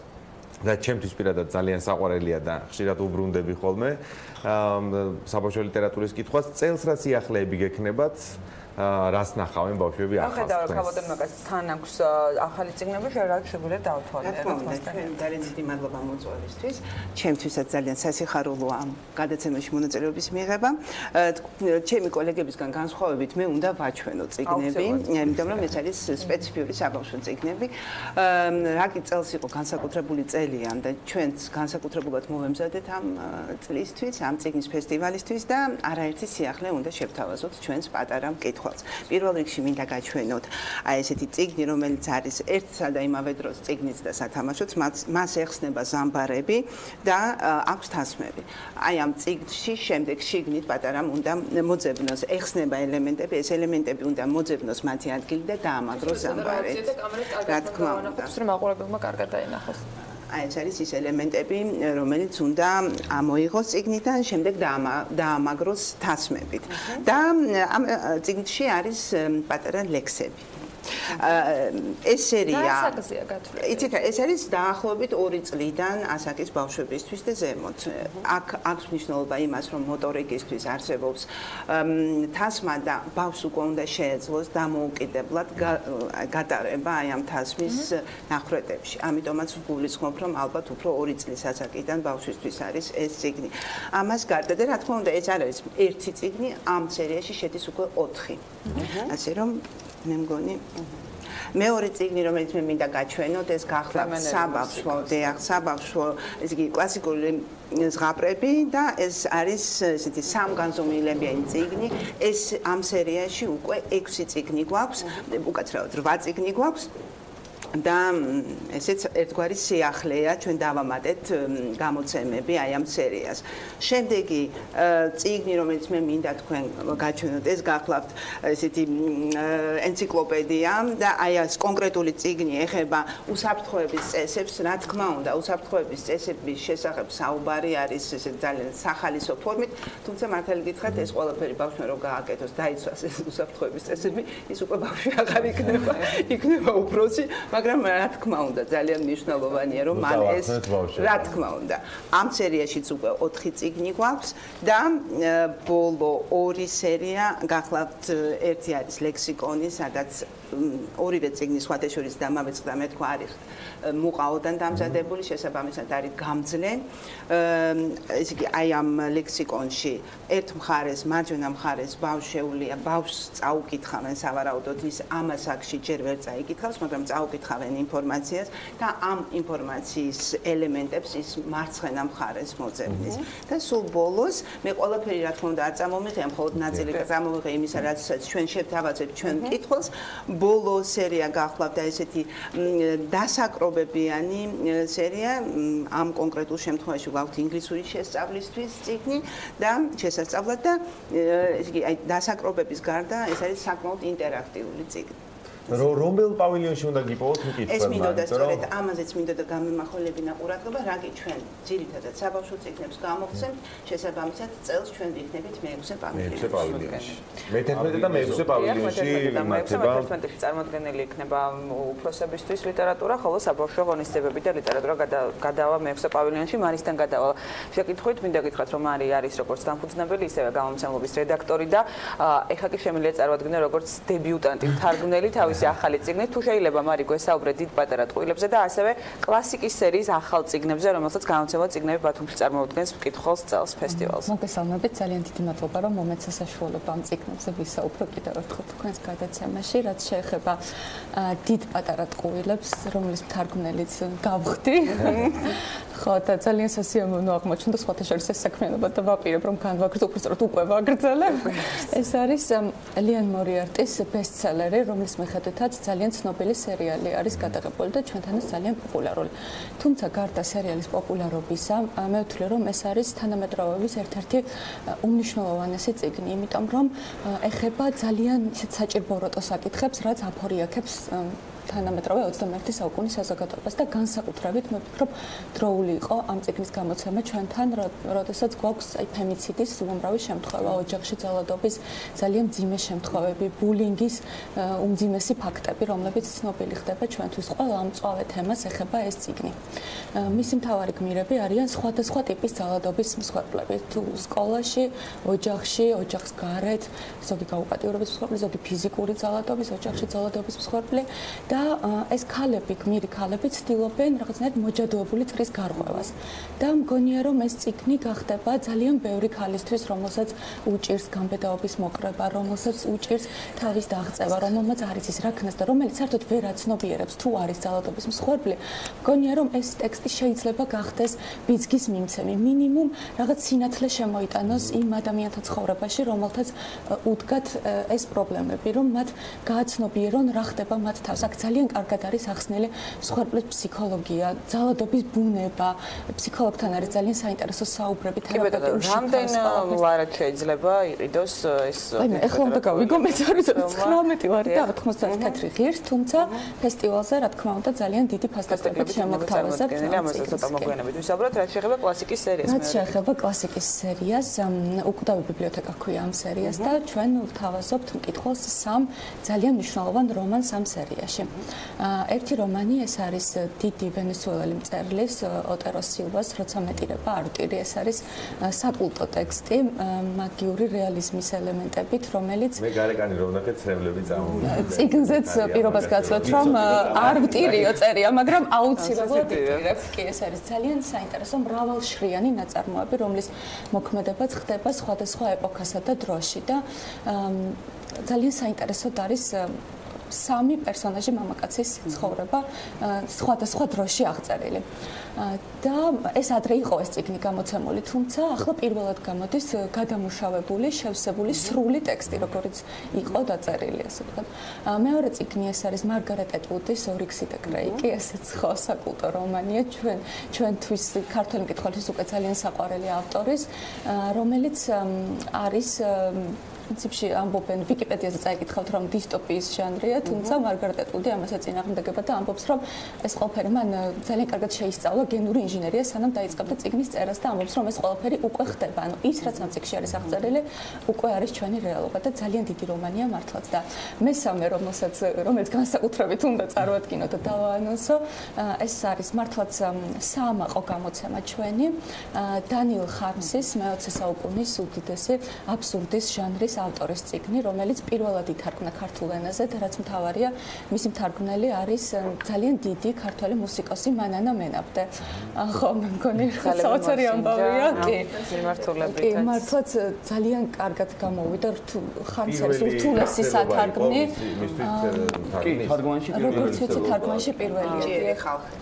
კი, ნამდვილად ნიჭიერი, მე ვიტყოდი გენიალური, იმიტომ რომ როგორი გენიალური მუსიკაში ზუსტად ისეთივე გამოვიდა თარგმანი და რაც მთავარია, ალექსანდრა მესერერის მხატვრობით არის გაფორმებული ეს წიგნი. ანა ახმატოვას კერის. ხო. ცნობილი მხატვარია. ძალიან მნიშვნელოვანია და მე მინდა აქვე აღვნიშნო, რომ მე თქვენი საკომუნიკაციო არხებიდან შევიწყვეტ, რომ წიგნის პრეზენტაციები ფესტივალზე გაიმართება, ხოლო თუ სად რა დროს და როდის, ამას ყველაფერს როგორც ორგანიზატორების გვერდზე შეიტყობთ, ასევე თავად გამომცემლობების კონკრეტულად ვინც წარადგენს ამ წიგნებს. მოით ქაბატონო, მაგრამ ფასდაკლებებზეც ვისაუბროთ და მე თქვენთან გადმოვიდეთ, ანუ რამდენად იქნება ფასდაკლებები? რა თქმა უნდა, ძალიან დიდი სიამოვნებით მე მოგახსენებთ, რომ დამოუკიდებლად აი ამ ფასდაკლებებისა ჩვენ გამომცემლობამ 2 წლის წინ სრულად შეცვალა თავისი სტრატეგია და თითქმის ყველა წიგნი დაახლოებით 10 ლარზე ნაკლები ღირს. შესაბამისად, იმიტომაც ვამბობ, რომ აი ფასდაკლებების მიღმა ისედაც ყველასთვის ხელმისაწვდომია ჩვენი წიგნი და რა თქმა უნდა, წიგნის ფესტივალზე ჩვენ დავაკლებთ წიგნებს ფასს, რა თქმა უნდა და განსაკუთრებულ ფასდაკლებებს შევთავაზებთ. და ეხება ღონისძიებებს, თქვენს ღონისძიებებს, რომელიც ჩვენ ამ ეტაპზე ღონისძიებები არ დაგვიგეგმია. კი ბატონო. თქვენ ისედაც ბევრი საქმე გქონდათ, როგორც ერთ-ერთ ორგანიზატორს ამ სწორედ ამ მიზეზით. დიდი მადლობა. და ირაკლისთან გადავალ, რა სახის, ანუ სადამდე გაიზრდება გამომცემლობის წიგნები ბათუმში, ფასდაკლებები და სხვა ახალ მნიშვნელოვან გამოცემებზეც რო ვისაუბროთ, რომელიც კონკრეტულ სერიაში, ვთქვათ, არ ზის. ალბათ გამოცემებზე და მარის დაუთმობ საუბარს და მე ფასტაკლებებზე ვიტყვი, ეს ჩემი საყვარელი თემაა. ეს ყველაზე მეტად აინტერესებს ხოლმე მკითხველს, რომელიც სხვადასხვა საკომუნიკაციო არხებში, აგრესიული და არააგრესიული მეთოდების ცდილობს გაიგოს თუ რამდენი ფასტაკლება გვექნება. აი ზუსტად გუშინ მქონდა ერთ მომხმარებელთან საუბარი იმასთან დაკავშირებით, რომ წუწუნებდა როგორ შეიძლებაო ისედაც 30% გქონდ ფასტაკლებაო თქვენთან გამოცემებაში და ეხლაო შეიძლება 40-ზე მეტი არ დააკლადო. ჩვენ მაქსიმალურად ვცდილობთ რომ ხო მაქსიმალურად ვცდილობთ მომხმარებელს შევთავაზოთ აი ყველაზე დიდი ფასტაკლება, ამას არ ჭირდება რაღაც მიგნებები და რაღაც ზედმეტი ფიქრი, ეს ხო უბრალოდ შეხედავ და ნახავ რომ ყველაზე დიდი ან 40%-იანი ფასტაკლება გვაქვს ფესტივალზე, რაც მოგეხსენებათ, აი ამაზე დიდი მარჟა უკვე რთულია რა დააწესო, 40%-იანი ფასტაკლებები გვექნება უკვე წესისამებრ, ჩვეულებისამებრ, მაგრამ ამასთან ერთად გვექნება ჩვენ შემოვიღეთ 3 წლის წინ ფესტივალებზე განსაკუთრებული საათი.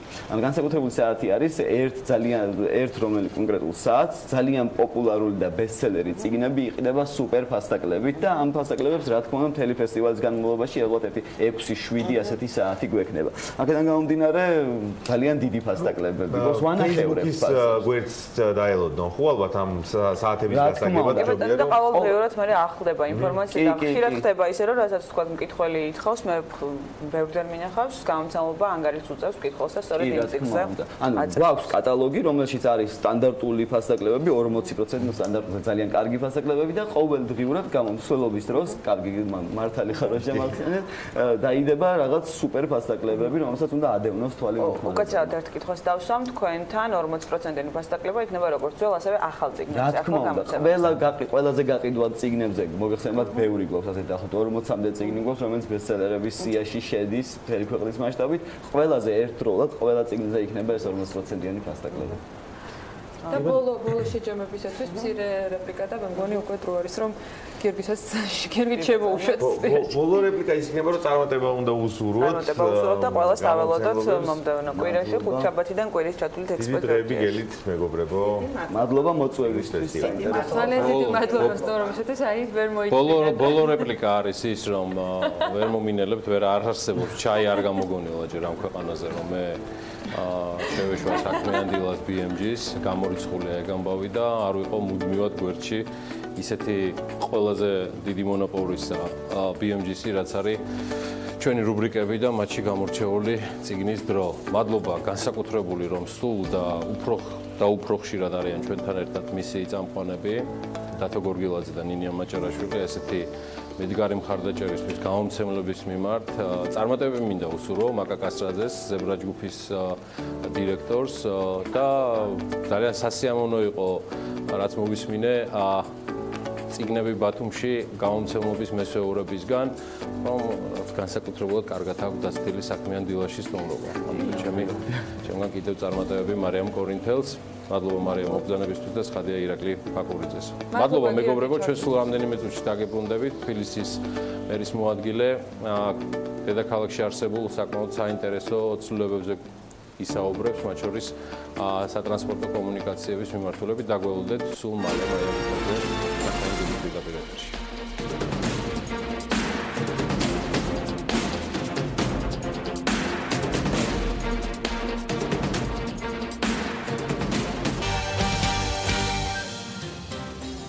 დედაქალაქში არსებული გრძელი სამარშუტო ხაზები შესაძლოა გაუქმდეს და მგზავრთა გადაჯდომის ადგილები დაწესდეს. კომპანია სისტრა თბილისის ავტობუსისა და მიკროავტობუსების ხაზების რესტრუქტურიზაციის პროექტზე დედაქალაქის მთავრობასთან აქტიურ შეხვედრებს ახორციელებს.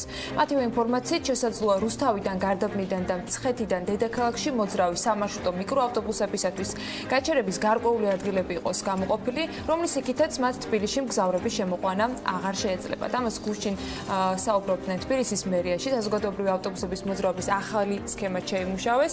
თემას თათია ჩაფიჩაძესთან ერთად გავაგრძელებთ და რა თქმა უნდა სტუმრებთან.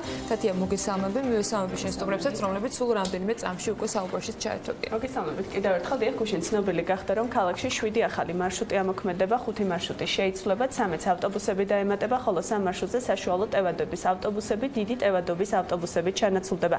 ახალი სქემის ამოქმედებისთვის დედაქალაქის ბიუჯეტიდან 4 მილიონი ლარი გამოიყოფა. როგორც უკვე აღინიშნა დედაქალაქის მერიასა და საკრებულოში თბილისის ავტობუსებისა და მიკროავტობუსების ხაზების რესტრუქტურიზაციის პროექტის შეხვედრები აქტიურად მიმდინარეობს. პროცესში ჩართულია ფრანგული კომპანია სისტრა, რომელთანაც ხელშეკრულება 2 თვის წინ სწორედ ამ მიზნით გაფორმდა ყველა სიახლეზე და გეგმაზე, რომელიც თბილისში სამარშუტო ხაზების მოწესრიგებას და ზოგადად საზოგადოებრივი ტრანსპორტის საკითხს უკავშირდება. ჩვენ სტუმრებთან ერთად განვაგრძობთ საუბარს. მაია ბითაძე, თბილისის მერის მოადგილე და ასმათ აბესაძე, სპექტრუმ კონსალტინგის წარმომადგენელი არიან დღევანდელი ჩვენი გადაცემის სტუმრები. მოგესალმებით კიდევ ერთხელ, მადლობა რომ ჩვენთან ერთად ხართ. ამოდით დავიწყოთ იმ სიახლით, რაც გუშინ გაჟღერდა მთავრობის ხდომაზე და ეხებოდა ახალი მარშრუტების დამატებას. კონკრეტულად რაზეა საუბარი და რა მიმართულებებით მოხდება ამ ხაზების დამატება?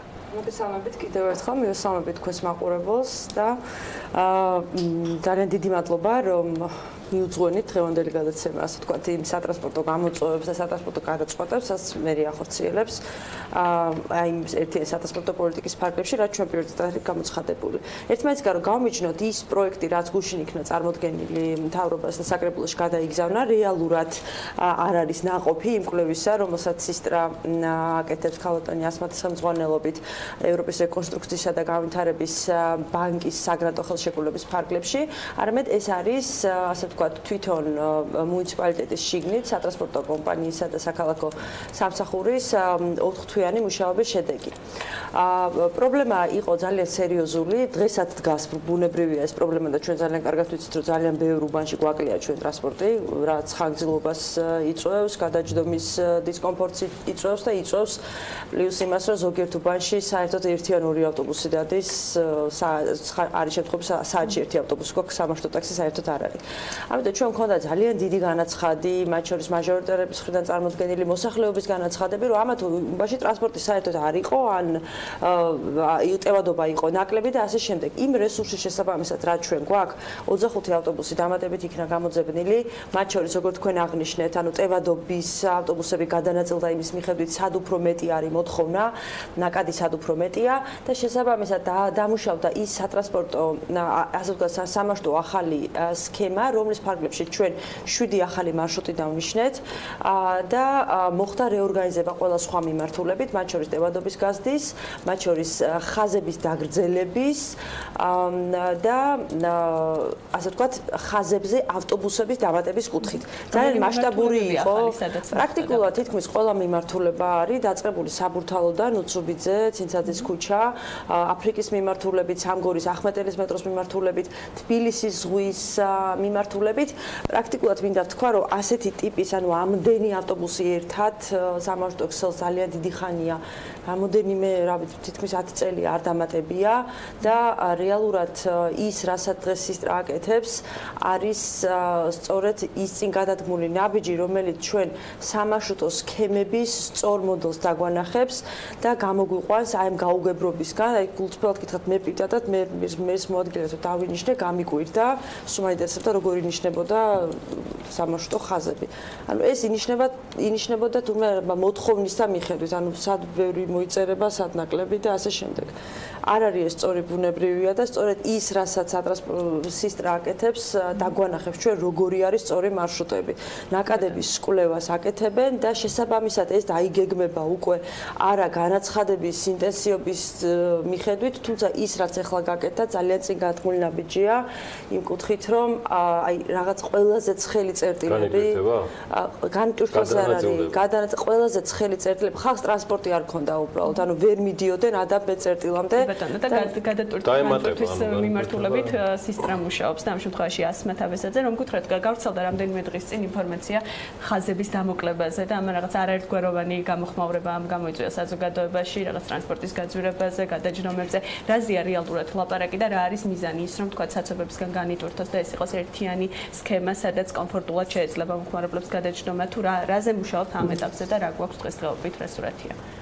დიდი მადლობა კითხვისთვის და პირველ რიგში დიდი მადლობა მოწვევისთვის და იმის საშუალებისთვის, რომ მოგახსენოთ ჩვენი პროექტის მიმდინარეობის და შინაარსის პირველ რიგში შესახებ. რაც შეეხება უშუალოდ პროექტს, თუნებას დავთავთ, ჯერ მოკლედ მოგახსენებთ პროექტის შინაარსს, იმ მოდულებს, უმნიშვნელოვანეს მოდულებს, რომლებიც არის პროექტის ნაწილი და შემდეგ უკვე კონკრეტულად მოგიყვებით თუ რას ვაკეთებთ სადღეისო და რას ემსახურება ეს ყველაფერი. როგორც ქალბატონმა მაიამ ბრძანა, ეს არის თბილისის ავტობუსებისა და მიკროავტობუსების მარშრუტების რესტრუქტურიზაციის პროექტი. მე ესე ვიტყოდი ოპტიმიზაციის პროექტი. პროექტის ფარგლებში რაც ყველაზე მნიშვნელოვანია, იგეგმება ახალი სამარშუტო სქემის დადება, გაბილეთიანების ერთიანი სისტემის შემუშავება, რაც ითვალისწინებს სამარშუტო მიკროავტობუსებში, გადახდის სისტემის ინტეგრირებას დღეს არსებული მეტროსა და ავტობუსებში არსებულ სისტემაში. ანუ მარტივიანი დრო ახსნა გზავს მოუწევს გადახდა ერთხელ საათნახევრის განმავლობაში თუ რა დროის განმავლობაში ამას თვითონ კვლევა გვაჩვენებს. დღესდღეობით როგორც არსებობს სისტემა, ანუ გზავრი იხდის ერთხელ ავტობუსში ან მეტროში და საათნახევარი მგზავრობს, შემდეგ უკვე გადასხდომის შემთხვევაშიც შემდეგი გადახდის გარეშე იგივე სისტემაში შემოვა სამარშუტო მიკროავტობუსი, ანუ გზავრი საათნახევრის განმავლობაში გადაიხდის ერთხელ. ეს არის ინტეგრირებული სისტემა გაბილეთიანების. რაც შეეხება კიდევ ორ უმნიშვნელოვანეს მოდულს, ეს არის მოძრავი შემადგენლობის, ანუ ავტობუსების პარკის განახლება. ჩვენ თბილისის მერიას მივაწოდებთ ინფორმაციას იმის შესახებ, თუ რამდენი რა ტევადობის სატრანსპორტო საშუალება, ანუ ავტობუსი თუ მიკროავტობუსი დასჭირდება ქალაქს იმისთვის, რომ მაქსიმალურად კომფორტულად და ხარისხიანად მოემსახუროს თბილისელს და თბილისის სტუმრებს. ხაზი მინდა გაუსვა იმას, რომ ჩვენი პროექტის, ასე ვთქვათ, პირველ რიგში ამოცანა არის გახდეს საზოგადოებრივი ტრანსპორტი პრესტიჟული და გახდეს მაქსიმალურად კომფორტული, ანუ გადავიდეს განვითარების სრულად ახალ საფეხურზე. იმის გარეშე, რომ ჩვენ მოვახდინოთ ოპტიმიზაცია სამარშრუტო, დღეს არსებული სამარშრუტო ქსელის, სხვანაირად ამ მიზანს ჩვენ ვერ მივაღწევთ, ვერ შევამცირებთ გზავრობის დროს გზავრისთვის, ვერ ავიცილებთ თავიდან ქალაქის ისედაც გადატვირთულ ცენტრში საცობებს და ვერ შევუქმნით თბილისელებს და თბილისის სტუმრებს იმ კომფორტს, რომელსაც ჩვენი ქალაქი იმსახურებს. რას ვაკეთებთ დღეს? პირველ რიგში იმისათვის, რომ ჩვენ გქონდა ეს ინსტრუმენტი, იმის დასათვლელად თუ რამდენი გზავს უნდა მოემსახუროს ქალაქი და რომელი მარშრუტები გახლავთ ყველაზე გადატვირთული მგზავრთნაკადით, ჩვენ ვაწარმოებთ მგზავრთნაკადის კვლევას. მგზავრთნაკადის კვლევა მიმდინარეობს როგორც ავტობუსებში, ასევე მიკროავტობუსებში. მგზავრთნაკადის კვლევა ასევე მოხდება გარდაბნიდან, მცხეთიდან და რუსთავიდან შემომავალ მიკროავტობუსებშიც. ეს მოგცემს ჩვენ სრულ სურათს იმის თაობაზე, თუ რომელი მარშრუტები გახლავთ მაქსიმალურად დატვირთული დღეს და როგორ უნდა მოხდეს ამ მარშრუტების ინტეგრირება ერთმანეთში, გამოკლება, დაგრძელება თუ რა სახით, ეს უკვე ტექნიკური საკითხია, რომელსაც რა თქმა უნდა ფრანგები მოგვახსენებენ და ეს ყველაფერი მოხდება დროში, რომ იყოს გასაგები. ჩვენ კვლევა არის მიმდინარეობს 15 ივნისამდე, 15 ივნისის შემდეგ ჩვენ მოგროვებულ ინფორმაციას და შეგროვებულ მონაცემებს დავამუშავებთ. ეს ყველაფერი დამუშავდება შემდეგ უკვე ჩვენი ფრანგი კოლეგების მიერ და სადღაც სექტემბერში ჩვენ შევძლებთ თბილისის მერიას შევთავაზოთ შედეგი ოპტიმიზირებული სამარშრუტო სქემა, როგორც მიკროავტობუსებისთვის, ასევე ავტობუსებისთვის. რას მოგცემს ეს ოპტიმიზაცია? ქალბატონმა მაიამ ახსენა ასევე გადასხდომის სადგურები. ფრანგების გამოცდილება და საფრანგეთში მოგეხსენებათ, მე ვიტყოდი ჩემი პირადი მოსაზრება, მაგრამ ხაზგაულს ვამბობ, რომ საფრანგეთში დღეს არსებული საზოგადოებრივი ტრანსპორტის სისტემა ალბათ საუკეთესოა არ მხოლოდ ევროპაში, არამედ მსოფლიოში. ანუ მათ აქვთ ხაზგასმით გამორჩეული გამოცდილება ამ მიმართულებით. მათი ასე ვთქვათ მიდგომა არის შემდეგნაირი. თბილისელები უნდა მივაჩვიოთ გზავრის მულტიმოდალურ გადაზიდვას. ანუ თბილისელები უნდა მივაჩვიოთ გადასხდომას ერთი სამარშრუტო ნომრიდან სხვა სამარშრუტო ნომერში, ან თუ გნებავთ სატრანსპორტო საშუალებაში. მაგრამ რა თქმა უნდა, ეს უნდა მოხდეს ისე, რომ მაქსიმალურად მარტივად და სწრაფად მოხდეს. პირველ რიგში სწრაფად მოხდეს მგზავრის გადაყვანა ამ პუნქტიდან ბ პუნქტში და ეს არ იყოს მგზავრისთვის დისკომფორტის შექმნის საფუძველი. ანუ რა მინდა ვთქვა, დღეს რა მდგომარეობა გვაქვს ჩვენ ქალაქში? იმის გამო, რომ ქალაქის ყველა წერტილიდან, როგორც ქალბატონმა მაიამ ბრძანა, აბსოლუტურად გარეუბანი იქნება ეს თუ ქალაქის ცენტრში. ქალაქის ცენტრში, ისედაც გადატვირთულ ცენტრში ავტოსატრანსპორტო საშუალებებით ადამიანს უნდა მივცეთ საშუალება, რომ მოვიდეს. ამიტომ ყველა სამარშრუტო ნომერი პრაქტიკულად თავს იყრის ქალაქის ცენტრში. შემდეგ შედეგად ჩვენ ვიღებთ მიკროავტობუსებისა და ავტობუსებისაგან შემდგარ საგზაო მატარებლებს. რაც ისედაც ქალაქის ცენტრებში გაჩნდება ესეთი გადაჯდომის წერტილები, სადაც ყველაზე დატვირთულია. ეს ამას კვლევა აჩვენებს. თუ სად უნდა მოეწყოს გადასხდომის ადგილები, ეს იქნება ქალაქის ცენტრი თუ გარკვეული გეოგრაფიული ლოკაციები, სწორედ გზავნაკადის კვლევა მოგცემს ამის საშუალებას. ქალბატონ მაიას, თბილისის მერიას მივაწვდით ინფორმაციას იმის თაობაზე, თუ რა სიხშირით, რა ინტერვალით, რა ტევადობის ავტობუსი თუ მიკროავტობუსი უნდა იყოს მიწოდებული ამა თუ იმ გადასხდომის ადგილზე, იმისთვის რომ იქ ეფექტურად იყოს გზავრი გადაყვანილი, ანუ გზავს არ დასჭირდეს დრო, დიდი დრო, მაქსიმუმ 1 წუთი ან 2 წუთი იმისთვის რომ ლოდინი შემცირდეს. ეს იქნება ამ სექტემბრის დოკუმენტის დიახ, რა თქმა უნდა. დიახ, რა თქმა უნდა. მაგის გარდა კიდე ის დანარჩენი რაც ჩამოთვალე. დანარჩენი ეს სექტემბერში არ იქნება, ჩვენი პროექტი 15 თვის განმავლობაში მიმდინარეობს, ან 15 თვის განმავლობაში ქალაქს ასევე მივაწვდით სატრანსპორტო მოდელს, რაც ასევე ძალიან მნიშვნელოვანი ინსტრუმენტია იმისათვის, რომ თბილისის მერიამ მაქსიმალურად ეფექტურად შეძლოს საზოგადოებრივი ტრანსპორტის დაგეგმა და ყველა ინფრასტრუქტურული პროექტის დაგეგმა, რომელიც ტრანსპორტის მოწესრიგებას მოისახურება. კი ბატონო, ისევ ტრანსპორტის თემით რომ განვაგრძოთ, აღარ ამ შემთხვევაში ქალბატონ მაიასთან მექნება კითხვა. გუშინი თქვა, რომ ნოემბრიდან არალეგალური ტაქსები აღარ იმოძრავებენ და ვინც იმოძრავებს ისინი დაჯარიმდებიან. რაც ნიშნავს ამ პირველ ეტაპზე რას აკეთებს მერია და როდიდან დაიწყება რეალურად მეორე ეტაპი, სადაც უკვე მოხდება რა მოდელზე მუშაობთ, ასე ვთქვათ. კიდე შევთანხმდეთ, რომ არალეგალური ცოტა უხეში გამონათქვამი ალბათ აქეთ ამიმართებით, მაქსიმუმ ვთქვათ, ხო, არარეგისტრირებული და ნებართვის უფლების არ მქონე. მოგეხსენებათ ამ საკანონმდებლო პაკეტს, რომელზეც ჩვენ ადრეც გვისაუბრია, პრაქტიკულად დასრულდა მუშაობა პარლამენტის ფარგლებში, პრეზიდენტმა ხელი მოაწერა და ახლა რიგი არის, ასე ვთქვათ, თვითმმართველობაზე, საკრებულოში ჩვენ უკვე ძალიან მალე და სანამ საკრებულოში გადაიგზავნება კანონქვემდებარე აქტები, ფართო საზოგადოებასთან დავიწყებთ, სადღაც მე ვფიქრობ 10-2 კვირაში, მაქსიმუმ საჯარო განხილვებს უკვე საკრებულოს აქტთან მიმართებით, ყველა დაინტერესებულ პირს გავაცნობთ იმ ძირითად მიმართულებებს, რომელიც ამ აქტში იქნება გაწერილი, თუმცა ამ აქტში არაფერი ახალი ისეთი არ იქნება გაწერილი, რაზეც ჩვენ არ გვისაუბრია და რაზეც პარლამენტში განხილვის დროს არ იყო საუბარი და ყველა ეთერში არ გვისაუბრია. მოკლედ და კონკრეტულად რომ ვთქვათ, რა არის, რა ეტაპზე ვართ ახლა. გაწერილი იქნება საკრებულოს დადგენილების პროექტში, თუ რა პირობებს უნდა აკმაყოფილებდეს ადამიანი, რომელიც ტაქსის ნებართვას ფლობს. ანუ მას ორი ძალიან ბევრჯერ მithქვას, ორი მარტივი ვალდებულება აქვს, რომ ტაქსის ნიშანი იქონიოს მანქანის სახურავზე და თან იქონიოს ნებართვის მოწმობა, რომელიც გაიცემა მუნიციპალიტეტის მიერ და მე ადრეც მithქვამს, რომ ჩვენ ელექტრონულ პროგრამაზე, რომელსაც ინტეგრირდება ფინანსთა სამინისტროს, შინაგან საქმეთა სამინისტროს და ეკონომიკის სამინისტროს რაღაც ნაწილიც ინტეგრირდება, იმიტომ რომ ტექნიკური დათვალიერების კომპონენტში უკვე ეკონომიკის სამინისტრომ დაადგინა, რომ ტექნიკური დათვალიერება ტაქსის ნებართვის მფლობელებს რა ეტაპზე მოუწევთ. შესაბამისად, ეს იქნება ძალიან დიდი ინტეგრირებული ელექტრონული სისტემა, რომლის მეშვეობითაც ადამიანს ექნება ერთჯერადი საფასურის გადახდის შემთხვევაში და ესეც დავაანონსებთ დაახლოებით 50 ლარის ოდენობით იქნება, 0 იქნება ელექტრო და 50%-იანი ფასდაკლებით ჰიბრიდული ავტომობილების აიღოს ეს ნებართვის მოწმობის მფლობელი, უბრალოდ თან უნდა იქონიოს.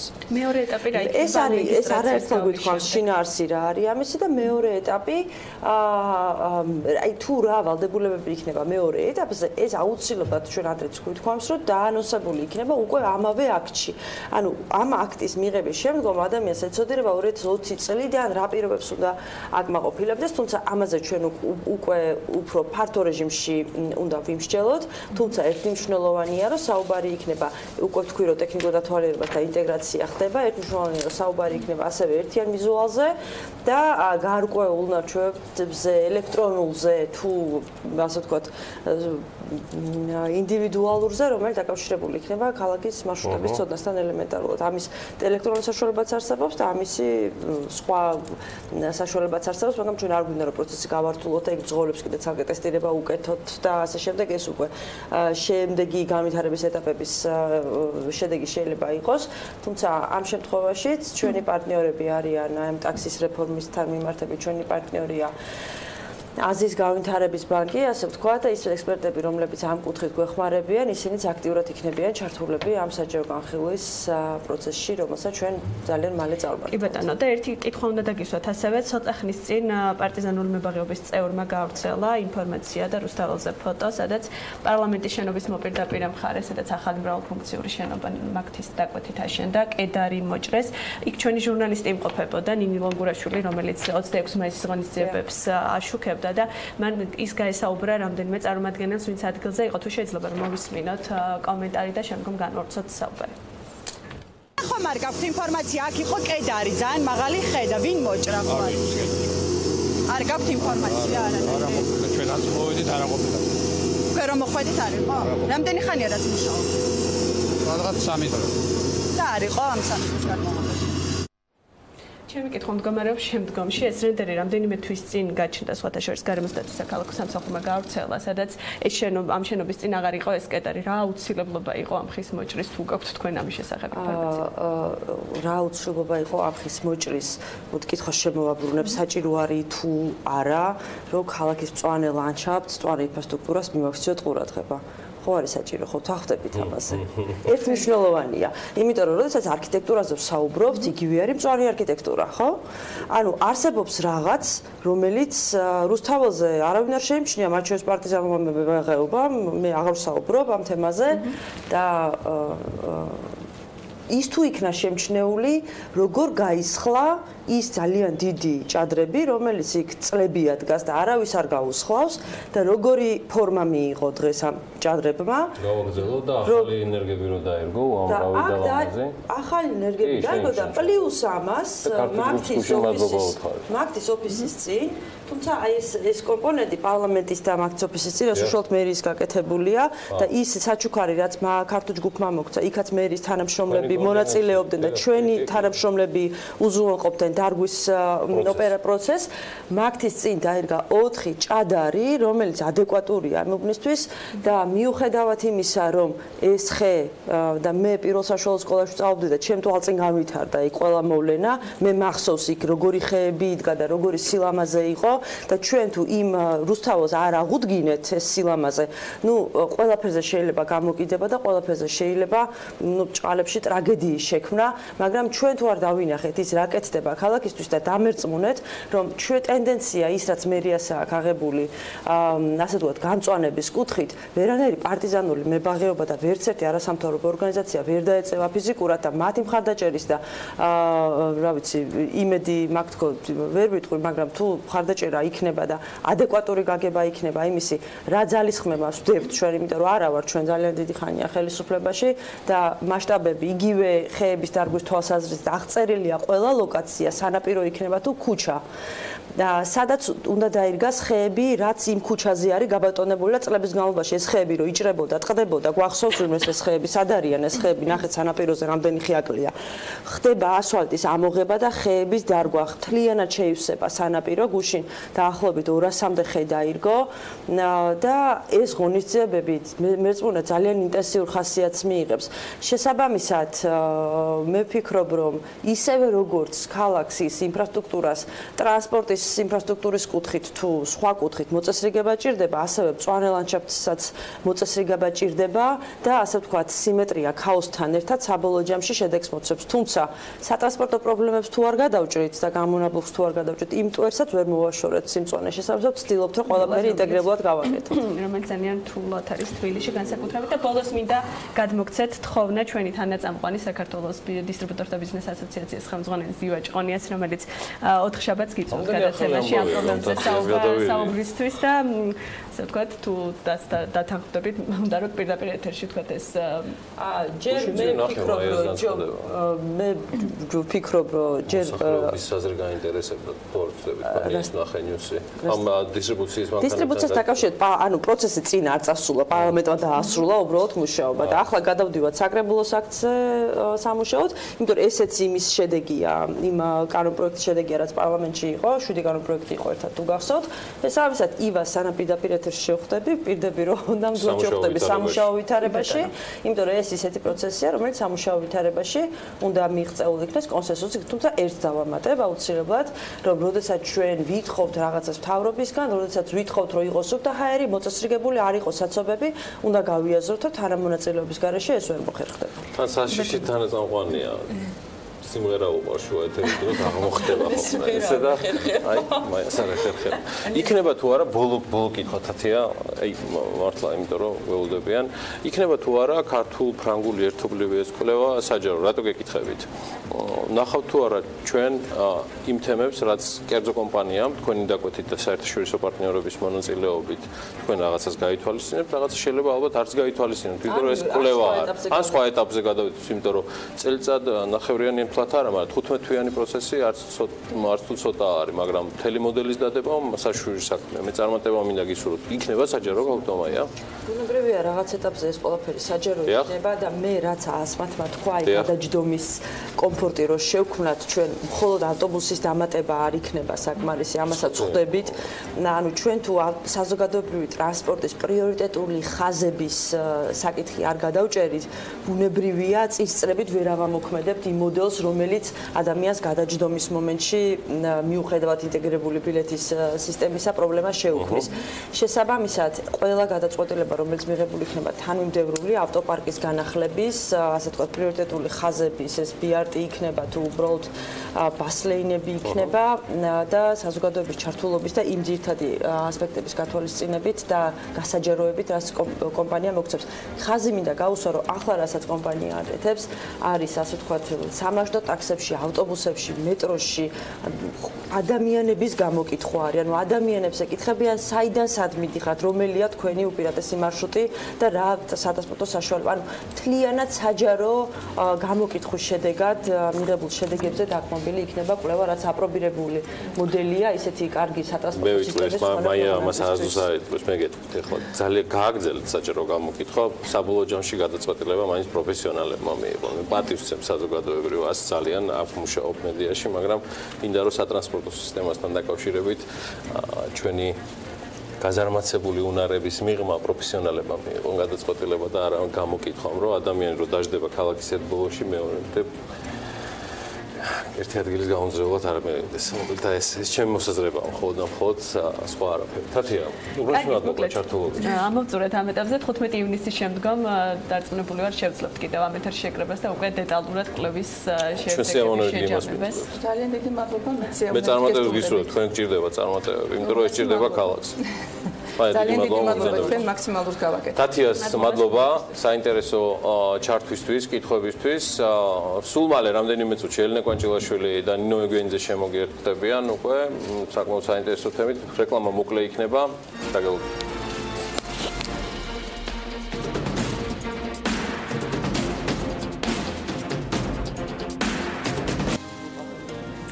რეკლამის შემდეგ საქმიანი დილის ეთერს ვაგრძელებთ და როგორც დააკვირდით, მას პინძლობ ნინო ეგვენიძეს, ეკონომიკური პოლიტიკის კვლევის ცენტრის დირექტორს, რომელმაც გაატვირთული გრაფიკის ფონზე გამონახვა დრო და თავადაც არის ჩვენი ეთერის სტუმარი. მით უმეტეს, სულ რამდენიმე საათი რჩება ეკონომიკური პოლიტიკის კვლევის ცენტრის და ატლანტიკური საბჭოს მიერ ორგანიზებულ პანელ დისკუსიამდე, რომელიც როგორც უკვე აღნიშნეთ, გადაცემის პირველ ნაწილში წელს ეძღვნება თემას სახელი თავისუფლების დღის წესრიგი მომდევნო 100 წლის განმავლობაში. ელენეც ჩვენთან ერთად იქნება და მას პინძლობთ ერთად ნინო ეგვენიძეს, ეკონომიკური პოლიტიკის კვლევის ცენტრის დირექტორს. ელენე გარკვეულწილად თავის ანალიტიკის ეთერს დაანონსებს, თუმცა იქამდე თავად ამ შეკრებაზე და ამ პანელ დისკუსიაზე მინდა ვკითხო ნინოს რამდენიმე სტყვით. მადლობა პირველ რიგში, რომ აი ასე რამდენჯერ მიახერხებთ დროულად საქმიანი დილის ეთერში დღევანდელი დღის დილას მით უმეტეს სტუმრობას. თემის სათაური ძალიან შთამბეჭდავი არის და გარკვეულწილად ბატონ კრემერთან ამაზე ვისაუბრეთ, რაზე შეიძლება ვთქვათ გქონდეს იმედი, რომ გვექნება გარკვეული პასუხები მისგან, მაგრამ მოდით თქვენი გადაწყვეტილების შესახებ ვისაუბროთ, რას ეძღვნება, რა არის მთავარი აქცენტები დღევანდელი დისკუსიის, რომელიც 7 საათზე დაიწყება. კიდევ ერთხელ შევახსენებ მაყურებელს. დიდი მადლობა მოწვევისთვის, ჩემთვის ნებისმიერი თქვენი შემოთავაზება, ესეთი ძალიან ის არის, რა ვთქვი, ყოველთვის ზადვარ მოკლედ მივიღო ამაში მონაწილეობა, იმიტომ რომ ფიქრობ, რომ ერთ მიზანს ვემსახურებით, რასაც ამ ქვეყნის თავისუფლების დაცვა და შენარჩუნება ქვია. ჩვენი ასე ვთქვათ, დღევანდელი პანელური დისკუსიის თემაც, რომელიც სასტუმრო სტამბაში, ახლად გახსნილ სტამბაში გაიმართება, სწორედ იმ თანამედროვე საქართველოს, რომელიც ასახავს იმ ადგილას, გვინდა ვაჩვენოთ ყველას და ეს დისკუსიაც ამას მიუძღვნათ, რომ რა გზა გამოვიარეთ ამ თავისუფლების შენარჩუნების გზაზე და ისევე როგორც 100 წლის წინ დღესაც ამ თავისუფლების შენარჩუნების საფრთხის წინაშე ვდგევართ და რა უნდა იყოს თითოეული ჩვენთაგანის ის ძირითადი მისია, რაც შეგვიძლია პატარ-პატარა ყველამ ჩვენ ადგილას ვაკეთოთ იმ თავარი მიზნის მისაღწევად, რასაც ჩვენი ქვეყნის სრული დამოუკიდებლობა, სრული თავისუფლების მიღწევა და იმ ღირებულებებისადმი პატივისცემა ქვია, რასაც ქვია დემოკრატია, ადამიანის უფლებების დაცვა, ადამიანური ღირსების დაცვა და ყველა იმ ლიბერალური ღირებულებების დაცვა, რაზეც მთელი განვითარებული მსოფლიო დგას. ეს არის ჩვენი მთავარი ამოცანა. ჩვენი თემაც სწორედ თავისუფლების, ესე ვთქვათ, დღის წესრიგი მომავალი 100 წლისთვისაც ეძღვნება იმას, რომ ჩვენი ამერიკელი პარტნიორების მხარდაჭერით, ჩვენმა ქვეყანამ, მე ვფიქრობ, რომ ყველაზე მთავარი და უმნიშვნელოვანესი პარტნიორები არიან ამ ქვეყნის, შევძელით დამოუკიდებლობის მოპოვება და იმ ძირითადი რეფორმების გატარება, რომელიც ამ ქვეყანაში მიმდინარეობს, რა თქმა უნდა, სხვა პარტნიორებთან ერთად, მაგრამ ამერიკის შეერთებული შტატების როლი თქვენთვისაც მოგეხსენებათ, ამაში ძალიან დიდი გახლავთ. ეს ადამიანები სწორედ ამიტომ იმყოფებიან საქართველოში, რომ ჩვენთან ერთად იზეიმონ ხვალინდელი დღე, რომელსაც დამოუკიდებელი დემოკრატიული საქართველოს რესპუბლიკის აღდგენის 100 წლის თავს ეძღვნება და კიდევ ერთხელ მიუთითებს ის ფაქტი, რომ ეს ადამიანები ჩვენი მეგობრები, როგორიც გახლავთ დევიდ კრემერი, დეიმონ უილსონი, ზიგიმანტას პავილიონისა, ბევრი სხვა კიდე რომელთაც დასახელებაც ახლა ძალიან შორს წაგვიყვანს, სწორედ ამ მიზნით არიან ჩამოსულები, რომ დაგვიჭირონ მხარი და იყვნენ ჩვენთან ერთად ამ, ასე ვთქვათ, დღის აღსანიშნავად და მათი აზრების მოსმენა ამ მიმართულებითაც ვფიქრობ, დღევანდელი ჩვენი საზოგადოებისთვის ძალიან მნიშვნელოვანი იქნება, რომ ყველამ ერთად განვიხილოთ, რა უნდა იყოს ის მთავარი პრიორიტეტები, რაც ჩვენ თავისუფლებას, ასე ვთქვათ, გარანტირებულს გახდის და ყველა იმ მიმართულებით იქნება ეს ეკონომიკა, პოლიტიკა, უსაფრთხოების საკითხები თუ სხვა საკითხები, ყველა ამ საკითხების გარშემო დისკუსია მიეძღვნება იმ საერთო მიზანს, რასაც ჩვენი ქვეყნის თავისუფლება. ფორმატით, რომელიც ამ დროის განმავლობაში GPR-ს საინტერესო თემებთან დაკავშირებით და რომელიც ყოველთვის საინტერესო და ყოველთვის გიტოვებს რაღაც საფიქრალს, ასე ვთქვათ, მას შემდეგ, რაც დიდი მადლობა ჩვენი შრომის ესეთი შეფასების. ნამდვილად ასეა. და ყოველთვის იქვართ და ყოველთვის ვაშუქებთ.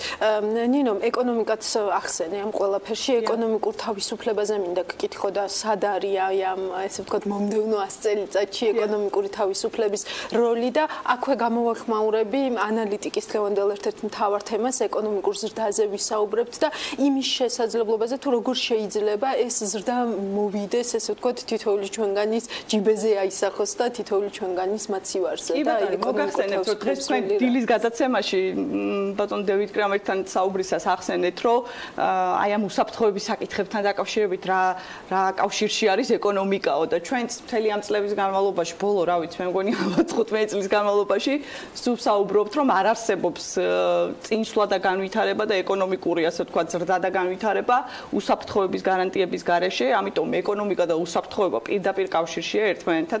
აი ამაზე ალბათ მე მგონი დისკუსიების გამართვა უკვე ცოტა სასაცილოთაც შეიძლება ჟღერდეს. ამიტომ როცა ვსაუბრობთ ეკონომიკაზე და ეკონომიკურ განვითარებაზე, მე ვფიქრობ, რომ ჩვენი ქვეყნის ეკონომიკური ვექტორი, რა თქმა უნდა, ბაზრების დივერსიფიკაციისკენ და ევროპული და ამერიკული ბაზრების, ასე ვთქვათ, დაპყრობისკენ უნდა იყოს მიმართული, იმიტომ რომ ამას მოაქვს ასეთ კონტაქტებს და ასეთ ვაჭრობას და ასეთ ურთიერთგაცვლას მოაქვს ამ ქვეყანაში ახალი ტექნოლოგიები, განათლება, გამოცდილება. რა თქმა უნდა, ძალიან კარგი არის, რა ვიცი, ვაჭრობა და ჩინეთთან გაფორმებული სავაჭრო ხელშეკრულება, ძალიან კარგი არის. შეიძლება რომ არ იყოს რუსეთთან ესეთი გართულებული მდგომარეობა, რო არ გქონდეს და რო არ გქონდეს ჩვენი ქვეყნის 20% დაპყრობილი, რა თქმა უნდა, მათთან მშვიდობიანი ვაჭრობა იდეალურ სამყაროში ძალიან კარგი იქნებოდა, მაგრამ ის ქვეყნები, ის ავტორიტარული ქვეყნები, რომელსაც თავის ვაჭრობა ვაჭრობას და თავის ეკონომიკურ ბერკეტებს იმისთვის იყენებენ, რომ შენს ქვეყანაზე რაღაცა ზეგავლენა მოახდინონ პოლიტიკური თვალსაზრისით, ეს უკვე ჩემი აზრით საფრთხის შემცველი არის და ამიტომ როცა ვსაუბრობთ, რომ როგორ უნდა აისახოს თითოეული ჩვენთაგანის ჯიბეზე ის ეკონომიკური სარგებელი, რომელიც შეიძლება ეკონომიკურმა ზრდამ მოიტანოს, პირველ რიგში და უმთავრეს რა თქმა უნდა სხვა ღონისძიებებთან ერთად უნდა იყოს, რომ ერთადერთი რასაც შეუძლია მთავრობამ გააკეთოს ამ ქვეყნისთვის, რომ გაატაროს განათლების რეფორმა და მისცეს ადამიანებს იმის საშუალება ხარისხიანი განათლების მიწოდების შემთხვევაში ეს ადამიანები თავად შეძლებენ საკუთარი მოთხოვნების და საკუთარი შესაძლებლობების, ასე ვთქვათ, განხორციელებას და წინსვლის უზრუნველყოფას. სხვა შემთხვევაში თუ არჩევანი მხოლოდ ის გვაქვს, რომ სიტყვაზე რუსეთის ბაზარზე გავიტანოთ ჩვენი პროდუქტი, მაშინ დავრჩებით მუდმივად ასე, მაგრამ მე თუ მკითხავთ 2006 წელი რო აიღოთ, რომ მას შემდეგ რაც რუსეთმა ემბარგო დაგვიწესა, ჯერ კიდევ ომი მომხდარი არ იყო საქართველოზე, მოგეხსენებათ საქართველმა ღვინომ როგორ შეძლო დივერსიფიცირება და სხვა ბაზრების ხარისხის გაუმჯობესება, ყველაფერი სხვათა შორის ეს case study სტენფორდის უნივერსიტეტის case study-ების, ასე ვთქვათ, სიაში შედის, რომ როგორ შეიძლება კრიზისმა მოგაძებნინოს ახალი გზები და ახალი შესაძლებლობები, ასე ვთქვათ, ზრდისა და განვითარებისა. ამიტომ თითეული ესეთი საფრთხე ჩვენთვის უნდა იყოს კიდევ უფრო მეტი განვითარების, უფრო მეტი რეფორმების, უფრო მეტი ახალი შესაძლებლობების გაზრდის და გაზიარების საშუალება. იმიტომ რომ თუ დააკვირდებით ეკონომიკური ზრდის მონაცემებს, იმ პერიოდში დაახლოებით 7% ნახევარი ეკონომიკური ზრდა გქონდა 2012 წლამდე პერიოდში საშუალოდ, რაც იმას ნიშნავს და მე 2012 წლიდან ახლა თუ დააკვირდებით 3, 4 და 5% ალბათ შეიძლება მაქსიმუმი, რაც იმას ნიშნავს რომ რამე დამატებით მივიღეთ იმისგან, რომ რუსეთის ბაზარი გაიხსნა? რა ეკონომიკური ზრდის თვალსაზრისით ან რამე წინსვლის თვალსაზრისით მოგცა ამან რამე რაღაცა შედეგი ქონდა მატერიალურ გამოსახულებაში ისეთი რომ რაღაცა გვექნა? არა. პირიქით შეიძლება ვთქვათ რომ დაგვაზარალა, იმიტომ რომ იმ სანქციების გამო და უშუალოდ დაბალი ნავთობის ფასის და ასე შემდეგ ამან იმოქმედა სწორედ უარყოფითად ჩვენს ეკონომიკაზე. ხო და ამიტომ შემოძვირფასებო, როცა გვაქვს ის შესაძლებლობა, რომ თავისუფალი ვაჭრობის ხელშეკრულება ევროპასთან და თავისუფალი ვაჭრობის ხელშეკრულების შესაძლებლობა ამერიკის შეერთებულ შტატებთან, რომელსაც ბოლო რა ვიცი 1-5-6 წლის განმავლობაში მუდმივად ვეუბნებოდით ხელისუფლებას, რომ დაეწყო ამ თემებზე მოლაპარაკებები და გვეუბნებოდით ეს არარეალისტურიაო და თურმე რეალისტური შესაძლებელი ყოფილა რომ გაკეთებულიყო.